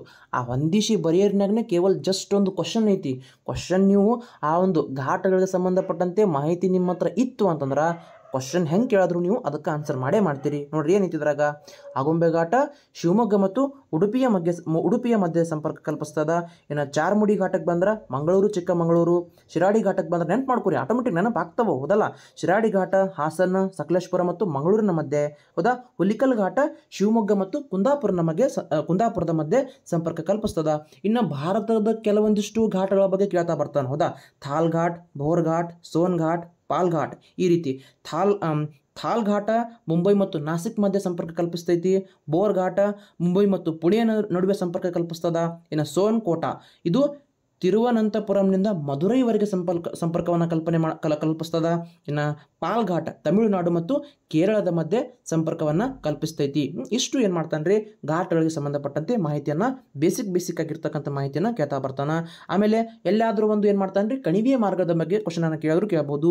ಪ್ರಮುಖವಾಗಿರ್ತಕ್ಕಂಥ ಕಣಿವೆ ಮಾರ್ಗಗಳು ಅಂತಂದ್ರೆ ಬನಿಹಾಲ್ ಕೇಳ್ತಾನೆ. ಆ ಬನಿಹಾಲ್ ಕಣಿವೆ ಮಾರ್ಗ ಕಾಶ್ಮೀರ ಮತ್ತು ಜಮ್ಮು ಮಧ್ಯೆ ಕಂಡು ಬರ್ತೈತಿ. ಶಿಪ್ ಕಿಲಾ ಇದು ಭಾಳ ಸಲ ಕ್ವಶನ್ ಕೇಳೋಣ. ಶಿಪ್ ಕಿಲಾ ಕಣಿವೆ ಮಾರ್ಗ ಟಿಬೇಟ್, ಗಾರ್ಗೋಟ್ ಮತ್ತು ಹಿಮಾಚಲ ಪ್ರದೇಶ ಮತ್ತು ಶಿಮ್ಲಾ ಮಧ್ಯೆ ಕಂಡು ಬರ್ತದ. ಇನ್ನು ಜೇಲಪ್ಲಾ ಬಗ್ಗೆ ಅದು ಲಾ ಅಂತಂದ್ರೆ ಕಣಿವೆ. ಇಲ್ಲಿ ಜೇಲಪ್ಲಾ ಕಣಿವೆ ಟಿಬೇಟಿನ ಲಾಸಾ ಮತ್ತು ಪಶ್ಚಿಮ ಬಂಗಾಳನ ಕಾಲಿಶಾಂಗ್ ಮಧ್ಯೆ ಕಂಡು ಬರ್ತೈತಿ. ನಾಥುಲ್ಲಾ ಇದು ಬಹಳ ಇತ್ತೀಚೆಗೆ ಸುದ್ದಿಯಲ್ಲಿರುವುದು. ಇದು ನಾಥುಲ್ಲಾ ಕಣಿವೆ ಮಾರ್ಗ ಸಿಕ್ಕಿಂ ಮತ್ತು ಟಿಬೇಟ್ನ ಮಧ್ಯೆ ಸಂಪರ್ಕವನ್ನು ಕಲ್ಪಿಸ್ತದ. ಇನ್ನು ಜೋಜಿಲ್ಲಾ ಕಾಶ್ಮೀರ ಮತ್ತು ಲಡಾಖ್, ಚಾಂಗ್ಲಾ ಇದು ಲೇ ಮತ್ತು ಯಾವುದು ತಾಂಗ್ ಮಧ್ಯೆ ಸಂಪರ್ಕವನ್ನು ಕಲ್ಪಿಸ್ತೈತಿ. ಜಾಸ್ತಿ ನೀವು ರಿಪೀಟ್ ಮಾಡ್ದಂಗೆ ಏನಾಗ್ತೈತ್ರಿ, ಇಂಥ ಮಾಹಿತಿಗಳು ನಿಮಗೆ ಲಭ್ಯ ಆಗ್ತಾ ಹೋಗ್ತಾವೆ. ಅದಲ್ಲ ತುಂಬ ಸಿಂಪಲ್. ಕೇಳಿದ್ದು ಆಗುಂಬೆ ಘಾಟ, ನಾವು ನೋಡಿದ್ದು ಎಲ್ಲ ಘಾಟಗಳ ಬಗ್ಗೆ ಒಂದು ಚಿತ್ರಣವನ್ನು ನೋಡ್ಕೊಂಡ್ಬಿಟ್ವಿ. Yes, next question. ಕೃಷ್ಣಾ ನದಿಯ ಉಪನದಿಗಳ ಸರಿಯಾದ ಕ್ರಮಣಿಕೆ ಭೀಮಾ, ತುಂಗಭದ್ರಾ, ಕೊಯ್ನಾ, ಘಟಪ್ರಭಾ. ಏನು ತಲೆ ಕೆಡಿಸ್ಕೊಬೇಡ್ರಿ, ಈ ಒಂದು ಸೀಕ್ವೆನ್ಸ್ ನೆನಪಿಟ್ಕೊಂಡ್ಬಿಡ್ರಿ. ಕೃಷ್ಣಾ ನದಿಯ ಉಪನದಿಗಳ ಸರಿಯಾದ ಅನುಕ್ರಮಣಿಕೆಗಳನ್ನು ಭೀಮಾ, ತುಂಗಭದ್ರಾ, ಕೊಯ್ನಾ ಮತ್ತು ಘಟಪ್ರಭಾ.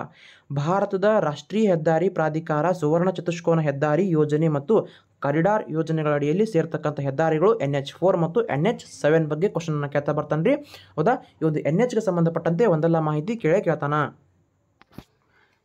ಇಲ್ಲಿ ಏನು ಕೇಳೋಣ, NH4 ಮತ್ತು NH7 ಏನು ಮಾಡ್ತಾವ, ಭಾರತದ ರಾಷ್ಟ್ರೀಯ ಪ್ರಾಧಿಕಾರ ಸುವರ್ಣ ಚತುಷ್ಕೋನ ಹೆದ್ದಾರಿ ಮತ್ತು ಯೋಜನೆ ಕಾರಿಡಾರ್ ಯೋಜನೆಗಳಲ್ಲಿ ಬರ್ತಕ್ಕಂಥ ಹೆದ್ದಾರಿಗಳು NH4 ಮತ್ತು NH7 ಇದಕ್ಕೆ ಸರಿಯಾಗಿರ್ತಕ್ಕಂಥ ಉತ್ತರ. ಇಲ್ಲಿ ಏನು ಮಾಡ್ತಾನೆ ರೀ, ಜಾಸ್ತಿ ಕ್ವಶನ್ ಅಂತಂದ್ರೆ NH44 ಹೌದಾ, ಆಮೇಲೆ ಬಿಟ್ಟರೆ NH27 ಈ ರೀತಿ ಕ್ವಶನ್ಗಳನ್ನ NH ಹೈವೇಗಳ ಮೇಲೆ ಕೇಳ್ತಾ ಬರ್ತಾನೆ ರೀ. ಹೌದಾ, ಹಿಂಗೆ ಜಾಸ್ತಿ ಕ್ವಶನ್ಗಳು ಆಗೋದು ಕಮ್ಮಿ, ಕೇಳಿದ್ರೆ NH ಬಗ್ಗೆ ಕೆಲವೊಂದಿಷ್ಟು ಪ್ರಶ್ನೆಗಳನ್ನ ಮಾಡ್ತಾ ಬರ್ತಾನೆ. ತುಂಬ ಸಿಂಪಲ್ ಐತಿ ನೋಡ್ರಿ. NH44 ಬಗ್ಗೆ ಏನು ಕೇಳ್ತಾನೆ ರೀ, ಅದು ಯಾವ್ದು ಮಧ್ಯೆ ಹಾದು ಹೋಗ್ತದೆ ಅಂತ ಕೇಳ್ತಾನೆ. ಒಂದ್ಸಲ ಹೇಳ್ಬಿಡ್ತೀನಿ, ನೆನ್ಪಿಟ್ಕೋರಿ. NH44 ಜಮ್ಮು ಕಾಶ್ಮೀರಲಿಂದ ಚಾಲುವಾಗಿ ಹಿಮಾಚಲ ಪ್ರದೇಶ, ಪಂಜಾಬ್, ಹರಿಯಾಣ, ದೆಹಲಿ, ಉತ್ತರ ಪ್ರದೇಶ, ಮಧ್ಯಪ್ರದೇಶ, ಮಹಾರಾಷ್ಟ್ರ, ತೆಲಂಗಾಣ, ಆಂಧ್ರ ಪ್ರದೇಶ, ಕರ್ನಾಟಕ, ತಮಿಳುನಾಡು ಹಿಂಗೆ ಏನು ಮಾಡ್ತದೆ, ಈ ಒಂದು NH44 ಹಾದು ಹೋಗ್ತೈತಿ. ಇದು ಅತ್ಯಂತ ಉದ್ದವಾದ ರಾಷ್ಟ್ರೀಯ ಹೆದ್ದಾರಿ ಅಂತೇಳಿ ನಾವು ಇದನ್ನು ಕರಿತೀವಿ. ಮೊದಲು ಇದನ್ನು NH7 ಅಂತೇಳಿ ಕರಿತಿದ್ರು. ಹೌದಾ, NH44 ಮೊದಲು NH7 ಅಂತ ಕರಿತಿದ್ರು. ಒಂದು ಸ್ವಲ್ಪ ಎಲ್ಲಾದ್ರೂ ಮಾಹಿತಿ ಸಿಕ್ತಂದ್ರೆ ಸ್ವಲ್ಪ ಕಲೆ ಹಾಕೊಂಡ್ಬಿಡ್ರಿ, ಕೇಳ್ತಕ್ಕಂಥ ಚಾನ್ಸಸ್ ಭಾಳ ಐತಿ. ಬಿಟ್ರ NH27 ಬಗ್ಗೆ ಕೇಳ್ತಾನ. NH27 ಏನು ಮಾಡ್ತೈತ್ರಿ, ಇದು ಪೂರ್ವ ಪಶ್ಚಿಮವಾಗಿರ್ತಕ್ಕಂಥ ದೇಶದ ಅತಿ ದೊಡ್ಡ ಹೆದ್ದಾರಿ ಅಂತೇಳಿ ನಾವು ಇದನ್ನು ಕರಿತಾ ಬರ್ತೀವಿ. ಇದನ್ನು ಬಿಟ್ಟರೆ ಜಾಸ್ತಿ ಕೇಳ್ತಕ್ಕಂಥದ್ದು ಕಮ್ಮಿ. ಸರಿ, ನೆಕ್ಸ್ಟ್ ಕ್ವಶನ್. ಭಾರತದ ಮುಖ್ಯ ನಾಡಿನ ಕರಾವಳಿ ತೀರದ ಒಟ್ಟು ಉದ್ದ ಹೇಳಿನಲ್ಲ, ಕ್ವಶನ್ ಕೇಳ್ತಾನೆ ರೀ. ಕ್ವಶನ್ ಕೇಳಬೇಕು. ಈ ಒಂದು ಕ್ರೈಟೇರಿಯಾ ಮೇಲೆ ಕ್ವಶನನ್ನು ಕೇಳ್ತಾ ಬರ್ತಾನೆ ಜಾಸ್ತಿ. ನಾ ಹಳೆ ಕ್ಲಾಸ್ನಲ್ಲಿ ತರಗತಿನಲ್ಲಿ ಒಂದು ಚಾರ್ಟ್ ಕೊಟ್ಟಿದ್ದೆ ನಿಮಗೆ. ಭಾರತದ ಸಂಪೂರ್ಣವಾಗಿರ್ತಕ್ಕಂಥ ಮಾಹಿತಿನೇ ನಾನು ಅಲ್ಲಿ ಕೊಟ್ಟುಬಿಟ್ಟಿದ್ದೆ.